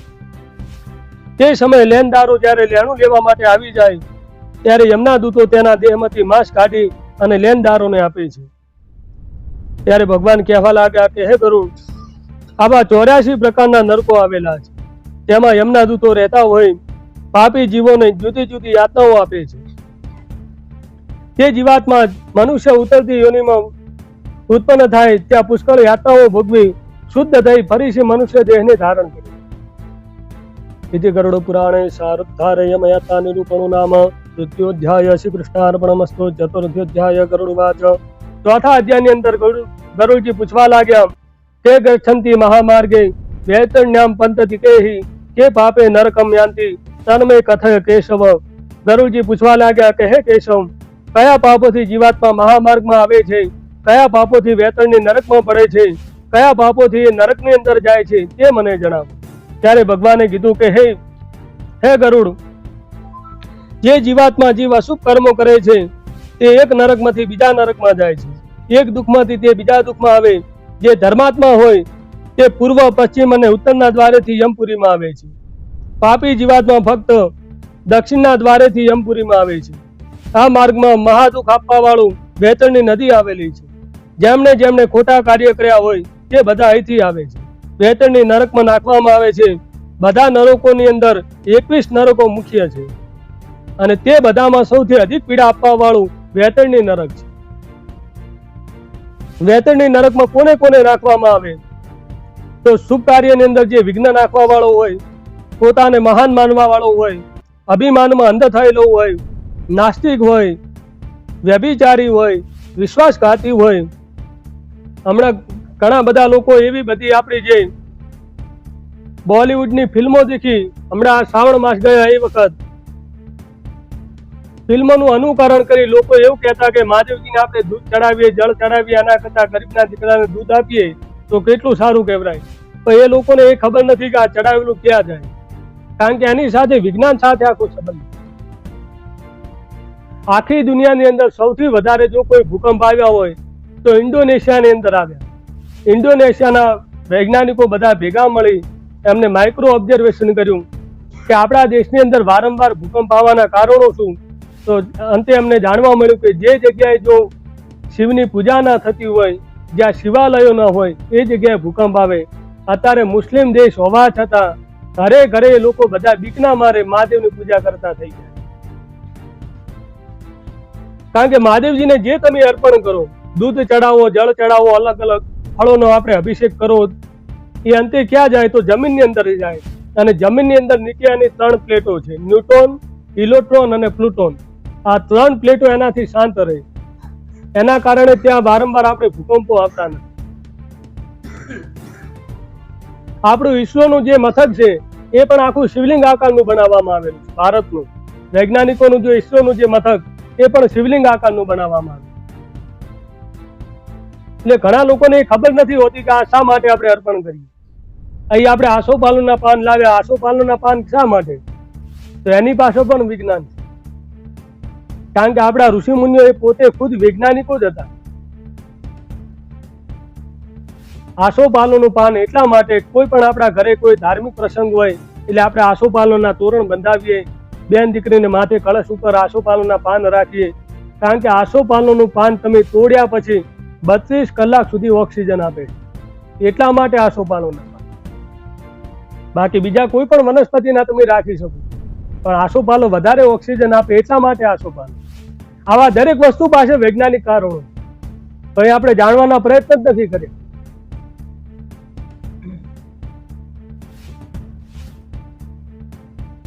આ રીતે ભગવાન કહેવા લાગ્યા, આપણે આકાશની અંદર આપણે વિમાન જતું જોઈએ, એરોપ્લેન. એ એરોપ્લેન કેના ઉપરથી શોધ થયેલી? તો ભરદ્વાજ મુનિનું ગ્રંથ હતો વિમાન શાસ્ત્ર, એ વિમાન શાસ્ત્ર ઉપરથી એરોપ્લેનની શોધ થયેલી. બાકી વૈજ્ઞાનિકોની કોઈ કરામતો નથી, આપણા શાસ્ત્રોનું અનુકરણથી એ લોકોએ બનાવેલું વિમાન શાસ્ત્ર ઉપરથી.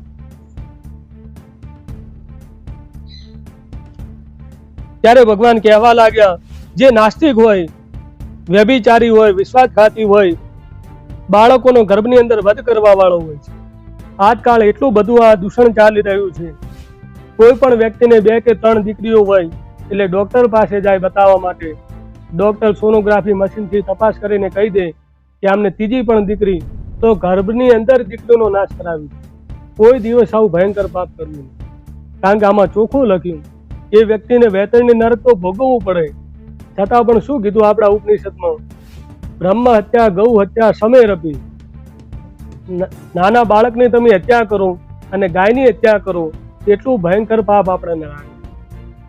ગૌ હત્યા અને બ્રાહ્મણની હત્યાનું પાપ લાગે. એટલે કોઈ દિવસ આવા દૂષણનો આપણે ભોગ બનવું નહીં, કારણ કે દરેક જીવાતમાં પોતપોતાનો કર્મ લઈને આવે. શા માટે આપણે મારવા પડે? ભગવાનની જે ઈચ્છા હોય, જે દીકરો આપે, દીકરી આપે, એને સ્વીકારી લેવું. એના માટે આપણા શાસ્ત્રોમાં ઘણા બધા અનુષ્ઠાનો બતાવ્યા છે. વિધિ વિધાન તમે કરી શકો. ઘણા લોકોને ઘણી દીકરીઓ હોય તો એના માટે આગળના અધ્યાયમાં એ પણ કથા આવે. ઘણી વાર ઘણા લોકોને એવું થાય કે કેટલા વર્ષો થઈ ગયા એમના લગ્ન જીવનને, છતાં સંતાન નથી થયા, તો એના માટે પણ રસ્તા બતાવ્યા.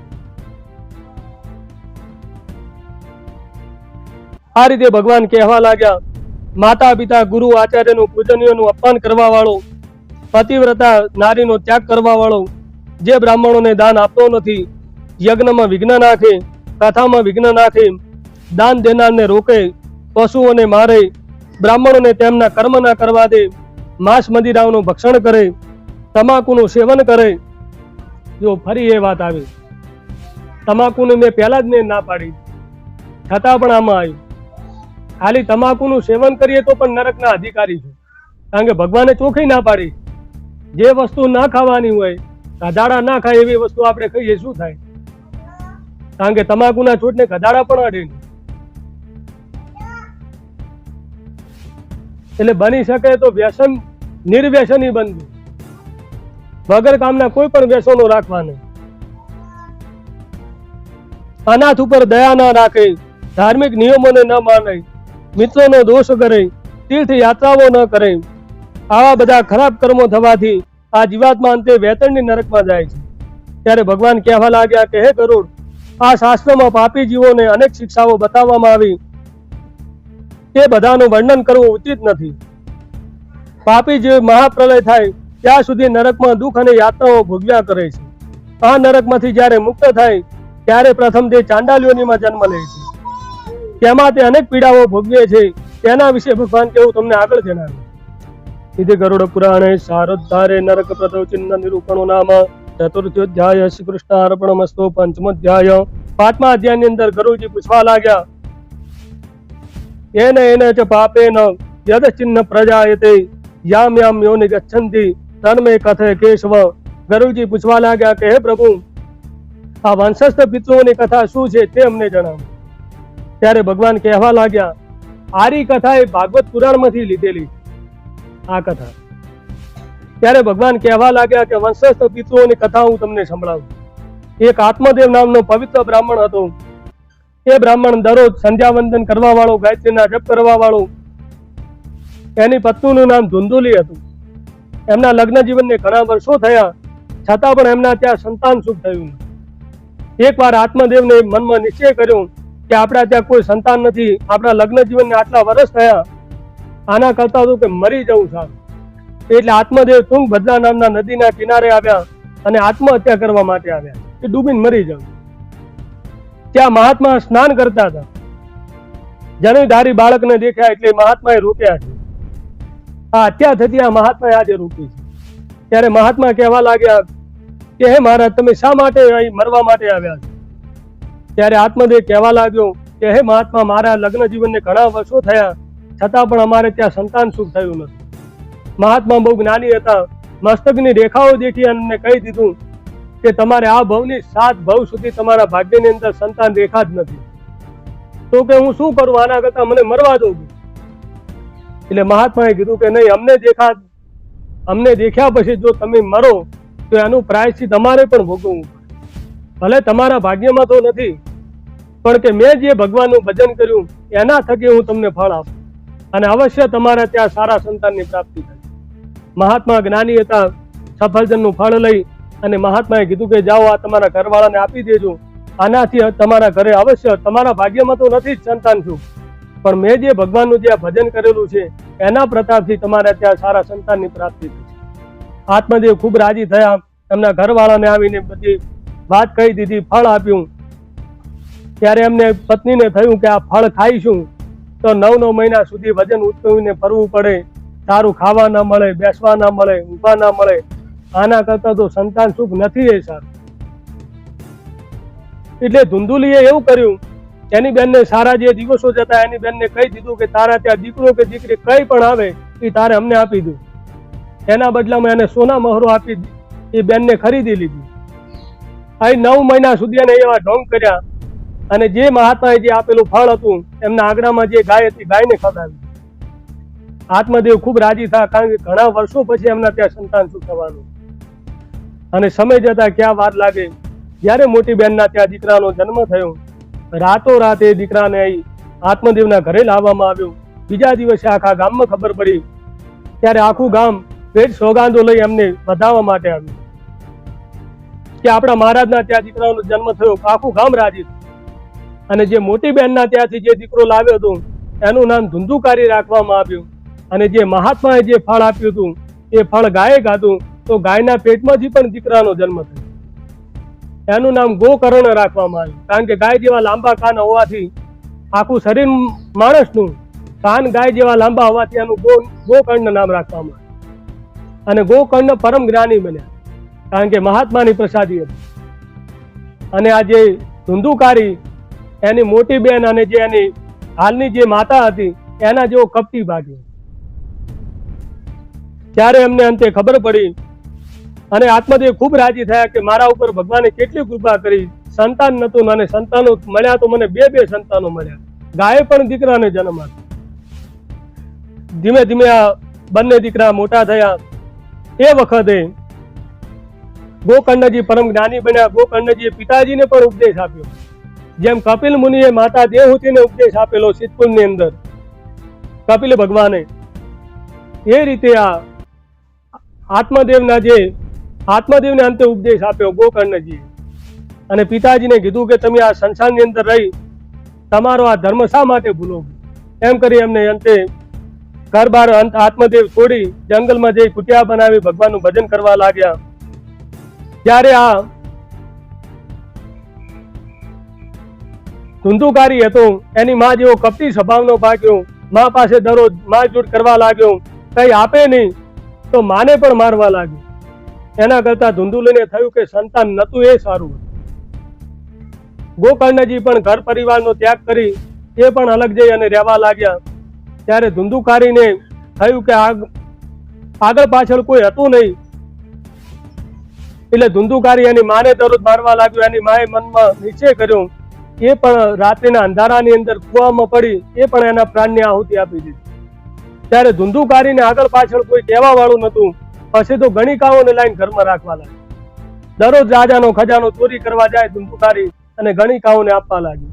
ત્યારે એકવાર ગણિકાઓને થયું કે આ દરરોજ રાજાના ખજાનામાં ચોરી કરવા જાય, કોઈક વાર જો એ તો પકડાશે પણ આપણને સાથે મારે, એના કરતા આપણે ભેગા થઈને આને જ મારી દીધું. એટલે 2 ગણિકાઓ એના હાથ પગ બાંધી દીધા, 2 ગણિકાઓ ગળું દબાવ્યું, બીજી ગણિકાઓ સળગતા અંગારા લઈ એના મોઢાની અંદર નાખી. એટલો બધો પીડાઈને આ જીવાત્માને અંતે મારવામાં આવ્યો. અને ધુંધુકારી અંતે મરણ પામ્યો અને મરણ પામ્યા પછી પ્રેત યોનિમાં ગયો, કારણ કે આનું મૃત્યુ સારા વ્યક્તિના હાથે નથી થયું, ગણિકાઓના હાથે એનું મરણ થયું. જ્યારે ગોકર્ણજી સંધ્યાવંદન કરતા હતા ત્યાં એ આવ્યો, રડવાનો અવાજ સંભળાયો. ગોકર્ણજી પાણીની અંજલિ લઈ છાટી, ત્યાં તો એમનો ભાઈ એમને દેખાણો કે ભાઈ મેં તારા પાછળ આટલા પિંડદાન કર્યા, ગયાજીમાં જઈ તારી પાછળ શ્રાદ્ધ વિધિ કરાવી, છતાં પણ તારી મુક્તિ નથી થઈ. કે ના ભાઈ, કે મારી મુક્તિ એમ નહીં થાય, એના માટે તમે સૂર્યદેવને તમે પૂછો. સૂર્યનારાયણ ભગવાનને અંજલિ આપી, અર્ઘ્ય આપ્યો અને સૂર્યદેવને પ્રાર્થના કરી. ત્યારે સૂર્યનારાયણે કીધું કે તમારા ભાઈનો મોક્ષ એક જ રીતે થાય, એની પાછળ તમે ભાગવતજીની કથા કરાવો તો તમારા ભાઈનો મોક્ષ થશે. ત્યારે ગોકર્ણજીએ સારું મુહૂર્ત દેખી આખા ગામની અંદર ગામ લોકોને કહેવામાં આવ્યું. અને પહેલા જમાનાની અંદર લાકડાના મંડપો હતા, વાંસના. હવે બધા લોખંડના પાઇપો વાળા મંડપો આવ્યા અને સરસ મજાના ગામની અંદર મંડપો બંધાણા. ગામ લોકોને આખું નિમંત્રણ આપ્યું અને ગોકર્ણજી સ્વયં પોતે ભાગવતજીની કથા કરવા માટે વ્યાસપીઠની અંદર ગોકર્ણજી કથા સંભળાવે. એ વખતે ધુંધુકારી કથાની અંદર આવ્યો, પણ એને બેસવા માટે કોઈ જગ્યા મળી નહીં. એટલે વ્યાસ ગાદીની બાજુમાં જે વાસ હતો એ વાસની અંદર એ ધુંધુકારી સમાઈ ગઈ. જેવી રીતે એક એક દિવસની કથા પૂરી થવા લાગી, એના જીવનની એક એક ગાંઠો એની તૂટવા લાગી.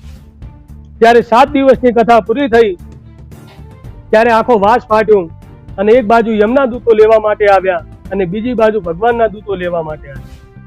ત્યારે ભગવાનના દૂતોએ કીધું કે ભલે આને ગમે એવા કર્મ કર્યા, પણ 7 દિવસ સુધી આ ભગવાનનું ભજન કર્યું એટલે મોક્ષનો અધિકારી થયો. આવી રીતે યમના દૂતને પાછા મૂક્યા અને દેવના દૂતો એને લેવા માટે આવ્યા. ત્યારે ગોકર્ણજીએ કીધું કે કથા તો આખા ગામે સાંભળી, આ એક જ કેમ મારો ભાઈ મોક્ષનો અધિકારી, તમે બધા કેમ નહીં? ત્યારે ભગવાનના દૂતોએ કીધું કે તમે બધા કથા સાંભળી પણ વિધિપૂર્વક તમે કથા નથી સાંભળી, એનું પરિણામ. કે કેમ?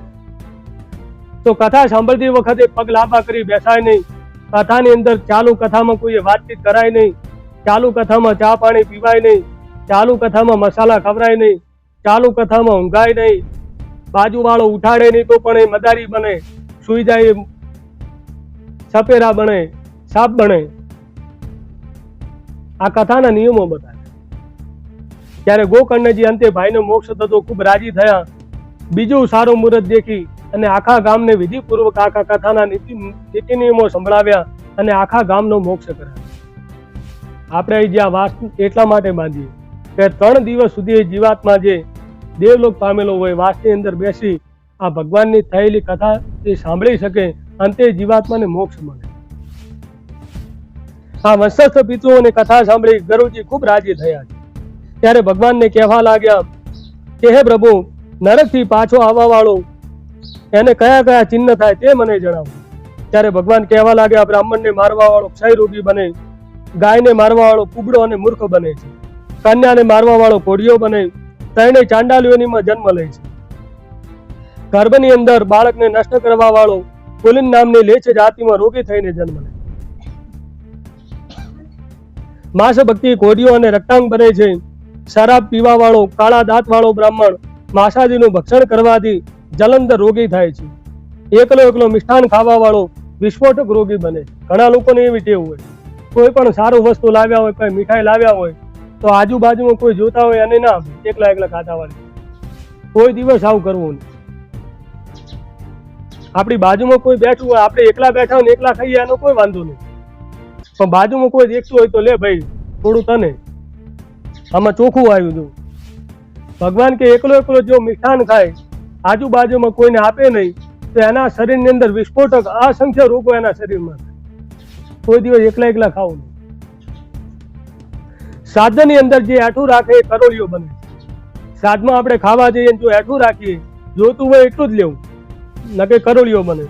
ગુરુનું અપમાન કરે તો વાય રોગી બને, વેદ અને શાસ્ત્રોનું અપમાન કરે તો પાંડુ રોગી બને છે, ખોટી સાક્ષી પૂરે તો બોબડો બને છે, જમવાનું અને પીરસવામાં લૂંચાઈ નાખનાર કારણો અને તીર્છો થાય છે, લગ્ન અને વિવાહનો તોડવા વાળો એ કોઠવાળો બને છે, પુસ્તકની ચોરી કરવા વાળો જન્મથી આંધળો બને છે, બ્રાહ્મણને લાત મારવા વાળો ટૂંઠો લંગડો અને બહેરો બને છે, ઝેર આપવા વાળો ગાંડો બને, બીજાનું ઝવેરાત ચોરવા વાળો નિમ્ન જાતિમાં જન્મ લે છે, ધાતુ ચોરવા વાળો નિર્ધન બને, રાંધેલું ચોરવા વાળો ઉંદર બને છે, દાણ ચોરવા વાળો કીટ બને, જળને ચોરવા વાળો પપૈયો બને છે, ઝાડને ચોરવા વાળો વીંછી બને, લીલોતરી ચોરવા વાળો અને શાકભાજી ચોરવા વાળો મોર બને છે, કસ્તુરી ચોરવા વાળો છછુંદર બને, મધને ચોરવા વાળો વગડાની માખી બને છે, માંસને ચોરવા વાળો ગરદન બને, મીઠું ચોરવા વાળો કીડી બને છે, ફળને ચોરવા વાળો બાંદરો બને અને ચામડાના જોડા ચોરવા વાળો ઘારી બને.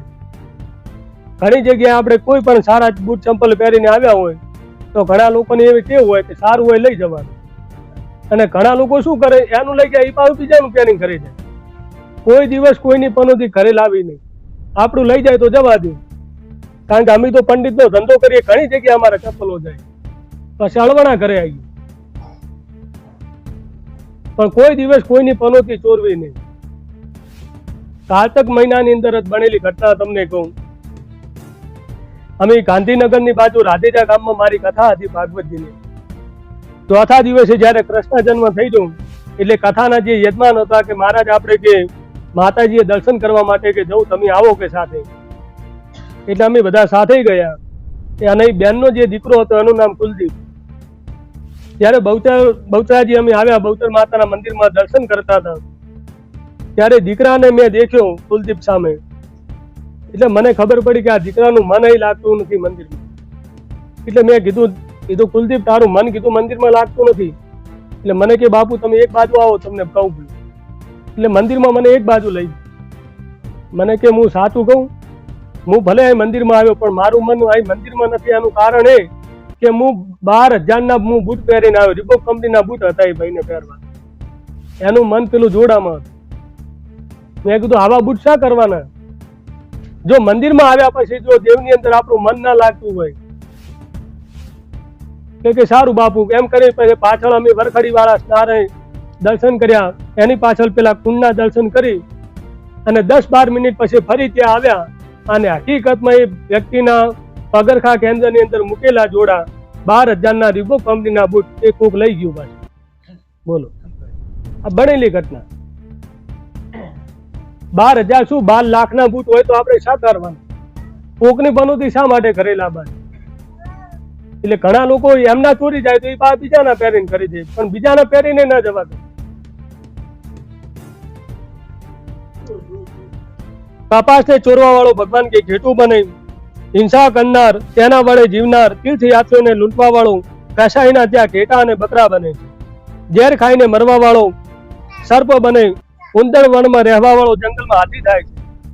વૈશ્વદેવ કર્યા છતાં જમે ત્યાં જમવા વાળો બ્રાહ્મણ ઉજ્જળ વનની અંદર વાઘની યોનિમાં જન્મ લે છે. જે બ્રાહ્મણ સંધ્યા કરતો નથી, ગાયત્રીના જપ કરતો નથી, જેનું મન મલિન છે છતાં તે સારા દેખાવાનો પ્રયત્ન કરે તો ભગવાન કે બગલો બને. પહેલા અધ્યાયમાં જ મેં કીધું કે બ્રાહ્મણે નિત્ય 3 માળા ગાયત્રીની અવશ્ય કરવી જોઈએ. પૂજ્ય ડોંગરીજી બાપા પણ એમની કથામાં કહેતા, જે બ્રાહ્મણ કે ગાયત્રીની માળા કર્યા વગર દેવ દર્શન કરવા માટે જાય એ દેવ એના દર્શન પણ સ્વીકાર કરતા નથી. એટલે ગાયત્રીની માળા અવશ્ય કરવી પડે. બાકી દેવતાઓ પણ આપણા દર્શનનો સ્વીકાર કરતા નથી. જે સારો બ્રાહ્મણ બને અને નીચી કોમના યજ્ઞનો જો યજ્ઞ કરાવે તો એ બ્રાહ્મણ ભૂંડ બને. દક્ષિણાના લોભથી કોઈ હરિજન કે આવે કે મારા તમે યજ્ઞ કરાવી આપો તો આ કરી દે તો એ વ્યક્તિ ભૂંડ બને. દક્ષિણાના લોભથી બ્રાહ્મણ યજમાન પાસે પરાણે પૂજન કરાવે તો ગધેડો બને. ભોજન કરતી વખતે મંત્રોનો ઉચ્ચાર ન કરે તો કાગડો બને. કારણ કે આપણા ત્યાં જે કોઈ ભોજન બનાવ્યું હોય, રોટલી શાક દાળ ભાત જે બનાવ્યું હોય એ પ્રેમથી રસોઈ જમી લે. ઘણા લોકોને રસોઈમાં બેઠા પછી પાછી ટીકાઓ કરવાની ટેવ હોય કે આની અંદર મીઠું વધારે પડ્યું, મરચું વધારે પડ્યું, તેલ વધારે ન ખાઈ. જે બનાવ્યું હોય પ્રેમથી સ્વીકાર કરી લે. રસોઈનો આમ તો મંત્ર બતાવ્યો કે તમે જમવા બેસો ત્યારે અન્નપૂર્ણે સદાપૂર્ણે શંકર પ્રાણ વલ્લભે જ્ઞાન વૈરાગ્ય સિદ્ધાર્થમ ભિક્ષાન દેહી ચ પાર્વતી. આ મંત્ર બોલી જલની અંજલિ લઈ ધારવણી આપીને જે રસોઈ બનાવી હોય પ્રેમથી એનો સ્વીકાર કરી લે. મંત્ર ના ફાવે તો અન્નપૂર્ણાનો જય જયકાર કરી જલની ધારવણી આપી અને રસોઈ જમી લે. ગુરુનો તિરસ્કાર કરે તો એ બ્રાહ્મણ બ્રહ્મ રાક્ષસ થાય છે. કથા શાસ્ત્ર સાંભળ્યા પછી દાન ના કરે તો શિયાળ બને છે. વ્યાપારમાં જો લુચાઈ રાખે તો ઘુવડ બને છે. આ રીતે ભગવાન કહેવા લાગ્યા, 11મા નિમિત્તનો જે જમવા વાળો જે બ્રાહ્મણ હોય એ તપોધન થાય છે, સાયટિયાની અંદર તે ખપે છે, તે કુકડો બને, જે બ્રાહ્મણનું દ્રવ્ય લઈ લે અને દેવોની પૂજા કરે તો એ તપોધન બને છે. શ્રાદ્ધ અને યજ્ઞમાં ક્રિયા કરાવવાનો જે અધિકારી રહેતો નથી અને 7 કુળોનો નાશ કરે છે. ત્યારે ભગવાન કહેવા લાગ્યા કે હે ગરુડ, લોખંડ અને પથ્થરનું ચૂર્ણ વિષને મનુષ્ય પચાવી શકે, પરંતુ બ્રાહ્મણનું દ્રવ્ય કોઈ જીરવી શકવાનો કોઈને અધિકાર નથી. બ્રાહ્મણનું કોઈ પણ વ્યક્તિ કોઈ લઈ લે એ કોઈ દિવસ એનો નાશ થતો નથી. ત્યાં સુધી નાશ ના થાય તો ભગવાને કીધું કે 60,000 વર્ષ સુધી વિષ્ઠાનો કીડો બને ત્યાં સુધી એ પાપનું પ્રાયશ્ચિત થતું નથી. ભૂમિ જીવિકા માટે બ્રાહ્મણને આપનાવા વાળો લાખ ગાયોનું પાલન કર્યાનું ફળ ભોગવે છે. ત્યારે ભગવાન કહેવા લાગ્યા, જીવનમાં જેટલું બને એટલું ભગવાનનું ભજન કરીએ, ભગવાનના મંત્રોનો જપ કરીએ, કારણ કે ભગવાનના નામનો એટલો બધો મહિમા છે. કારણ કે કળિયુગની અંદર કોઈ જો તારવા વાળું હોય તો ભગવાનનું નામ જ છે તારવા. કળિયુગ કેવલ નામ આધાર. રામચરિત માનસમાં તુલસીદાસ કહે કે કળિયુગની અંદર ભગવાનનું નામ જ એકલો આધાર છે, બીજું કઈ આધાર નહીં. બડે ભાગ માનુષ તનુ પાવા, કેટલા બધા પુણ્ય કરીએ ત્યારે આપણને મનુષ્ય જન્મ મળે. ઉપનિષદની અંદર એક કથા બતાવી, એક ભાઈના ત્યાં દીકરાનો જન્મ થયો. દીકરો જેમ જેમ મોટો થવા લાગ્યો એના મમ્મી પપ્પા દરરોજ એને કહે કે બેટા તું એકવાર ભગવાનનું નામ લે. કે હું ભગવાનનું નામ તો લઉં પણ એનું ફળ શું હોય મને કહો. એટલે એના મા બાપ કે એ તો અમને પણ ખબર નથી.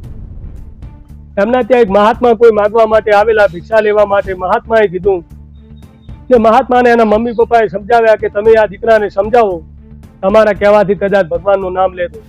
એટલે મહાત્માએ કીધું કે બેટા તું એકવાર ભગવાનનું નામ લે. એટલે મહાત્માને કહેવા લાગ્યો કે બાપુ હું નામ તો લઉં પણ એનું ફળ શું હોય મને કહો. કે ફળ હું આવતીકાલે તમારા ઘરે જ્યારે ભિક્ષા માંગવા માટે આવી ત્યારે આનું ફળ હું તને જણાવીશ. એ બરાબર. એટલે આ છોકરાએ 7 વર્ષની ઉંમરમાં એક જ વાર ભગવાનનું નામ લીધું, ખાલી રામ. અને બીજા દિવસે વિધિની વક્રતા એવી બની, નાના બાળકો બધા ભેગા મળી અને રમવા માટે જંગલમાં ગયેલા અને આ છોકરાને સાપે ડંખ માર્યો અને એ છોકરો અંતે મરણ પામ્યો. ત્યારે યમપુરીમાં જીવાત્માને અંતે લઈ જવામાં આવ્યો. ત્યારે ચિત્રગુપ્તે એમનો 7 વર્ષનો જે હિસાબ હતો દેખ્યો અને કે આ છોકરાએ જીવનમાં ભગવાનનું નામ તો કે લીધું જ નથી. એટલે છોકરાએ પછી કીધું કે અમારા ત્યાં એકવાર મહાત્મા આવેલા, મહાત્માએ મને કીધેલું કે બેટા તું એકવાર ભગવાનનું નામ લે. એટલે ફરીથી એમને આખો એમનો ચોપડો દેખ્યો. ત્યારે ચિત્રગુપ્ત ભગવાને ચોપડો દેખ્યો ત્યારે એક જ વાર કાચા અક્ષરોથી લખાયેલું નામ. કારણ કે આપણે જાતે જો ભગવાનનું નામ લઈએ એ ભગવાનના કલમની અંદર કલમથી લખવામાં આવે અને કોકના કહેવાથી જો આપણે નામ લઈએ એ કાચા અક્ષરો, જેમ આપણે પેન્સિલથી લખીએ અને રબરથી ભૂસી જાય એવી રીતે કાચા અક્ષરોમાં એ નામ લખવામાં આવે. એટલે ચિત્રગુપ્ત ભગવાન અંતે મૂંઝવાણા કે આને એકવાર કોકના કહેવાથી નામ લીધું એનું ફળ શું હોય. ધર્મરાજા પાસે ગયા ત્યારે ધર્મરાજા કે આનું ફળ તો હું પણ જાણતો નથી. બ્રહ્માજી પાસે આવ્યા ત્યારે બ્રહ્માજી કે આનું ફળ હું પણ જાણું નહીં. વિષ્ણુ પાસે આવ્યા ત્યારે વિષ્ણુ કે આનું ફળ હું પણ જાણતો નથી. મહાદેવજી પાસે આવ્યા બધા ફરતા ત્યારે મહાદેવજી કે આનું ફળ હું જાણતો નથી પણ તમને રસ્તો બતાવું. તો કે અમને રસ્તો બતાવો તમે. ત્યારે મહાદેવજીએ કીધું કે તમે અલગ અલગ દેવતાઓ પાસે જાઓ એના કરતા ભગવાન રામ પાસે તમે જાઓ. એટલે ફરી આ બધા દેવતાઓ બધા ભેગા મળી રામ પાસે આવ્યા. રામ ભગવાને સ્તુતિ વંદના કરી અને ભગવાનને પ્રાર્થના કરીને કીધું કે આ દીકરાએ કોકના કહેવાથી આને ભગવાનનું નામ લીધું તો આનું ફળ શું હોય. ત્યારે રામ ભગવાન એટલા બધા ખડખડાટ હસવા લાગ્યા કે તમે બધા કેટલા મૂર્ખ છો. આ છોકરાએ કોકના કહેવાથી જો મારું નામ લીધું તેમાં સાક્ષાત એને ધર્મરાજા, ચિત્રગુપ્ત, બ્રહ્મા, વિષ્ણુ, મહેશ અને ભગવાન કે મારા દર્શન થયા એનાથી વિશેષ શું હોય. આ એક જ વાર ખાલી નામનો મહિમા તમે જુઓ. એટલે જીવનમાં જેટલું બને એટલું ભગવાનનું ભજન કર્યું. આ રીતે ભગવાન કહેવા લાગ્યા, કર્મો પારિજિત આવા પાપ કરવા વાળા યમલોકમાં જઈ નરક યાતનાઓ ભોગવ્યા પછી પાપ અને પુણ્યનું જ્યારે પલ્લું સમાન થાય ત્યારે મનુષ્ય દેહ મળે છે. અહીં માતાના ગર્ભની અંદર તેને ભયંકર દુઃખો ભોગવવા પડે છે. ત્યારે ભગવાન કહેવા લાગ્યા, અવશ્યમેવ ભોક્તવ્યમ કૃત કર્મ શુભાશુભમ ન ભુક્તમ ક્ષીયતે કર્મ કલ્પકોટી સતેરપી. પોતાના કરેલા કર્મ શુભ અને અશુભ ફળ અવશ્ય ભોગવવા પડે છે. કરોડો કલ્પો વીતવા છતાં માનવીને પોતાના કર્મો ભોગ્યા વગર અંતે નાશ થતો નથી. એવી ભગવાનની આ દિવ્ય ગાથા 5 અધ્યાયની ભગવાનના ચરણોમાં સમર્પિત કરી અંતે જીવાત્માને ભગવાનના ધામની અંદર, ભગવાનના ચરણોની અંદર સદૈવ માટે એમને સ્થાન મળે એ ભાવ સાથે આજની કથાને અહીં આપણે વિરામ આપીશું. શ્રી કૃષ્ણ કનૈયા લાલ કી જય. 2 મિનિટ ભાવથી ભગવાનની આપણે ધૂન ગાઈ અને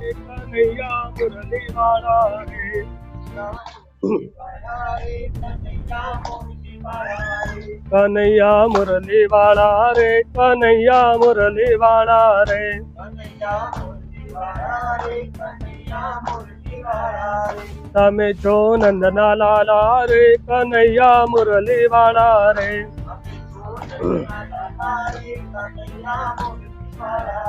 તમે છો નંદના લાલા રે, કનૈયા મુરલી વાળા રે,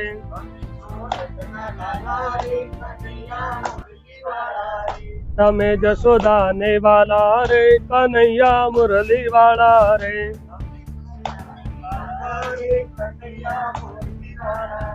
તમે જશોદા ને વાલા રે, કનૈયા મુરલી વાળા રે,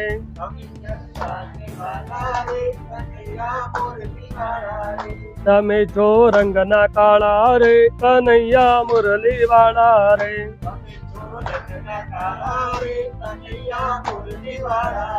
તમે છો રંગના કાળા રે, કનૈયા મુરલી વાળા રે,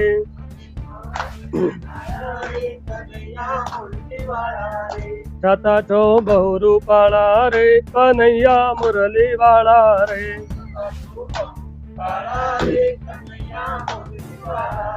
છતાં છો બહુ રૂપાળા રે, કનૈયા મુરલી વાળા રે,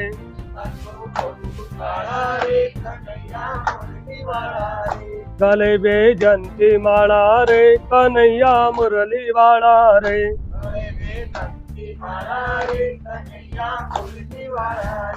ગલે બેજંતી માળા રે, કનૈયા મુરલી વાળા રે,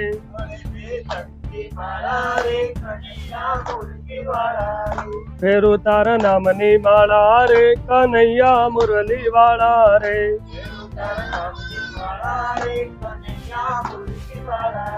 ફેરું તારા નામની માળા રે, કનૈયા મુરલી વાળા રે,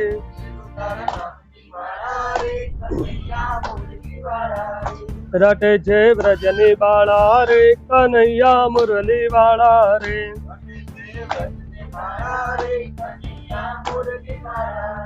છોડાવો જગ જંજાળા રે, કનૈયા મુરલી વાળા રે,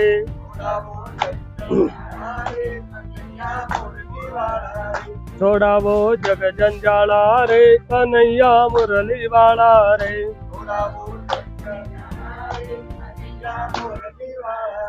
લાગો તમે અમને વાલા રે, કનૈયા મુરલી વાળા રે,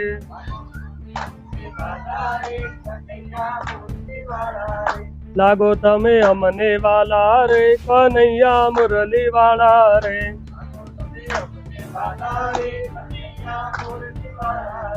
કરું હું કાલા વાલા રે, કનૈયા મુરલી વાળા રે,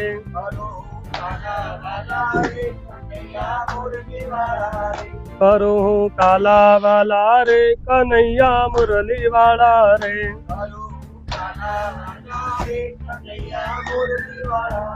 કનૈયા મુરલી વાળા રે, કનૈયા મુરલી વાળા રે,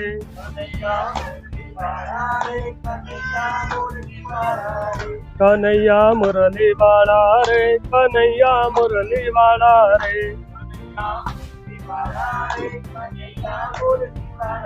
શ્રી કૃષ્ણ કનૈયા લાલ.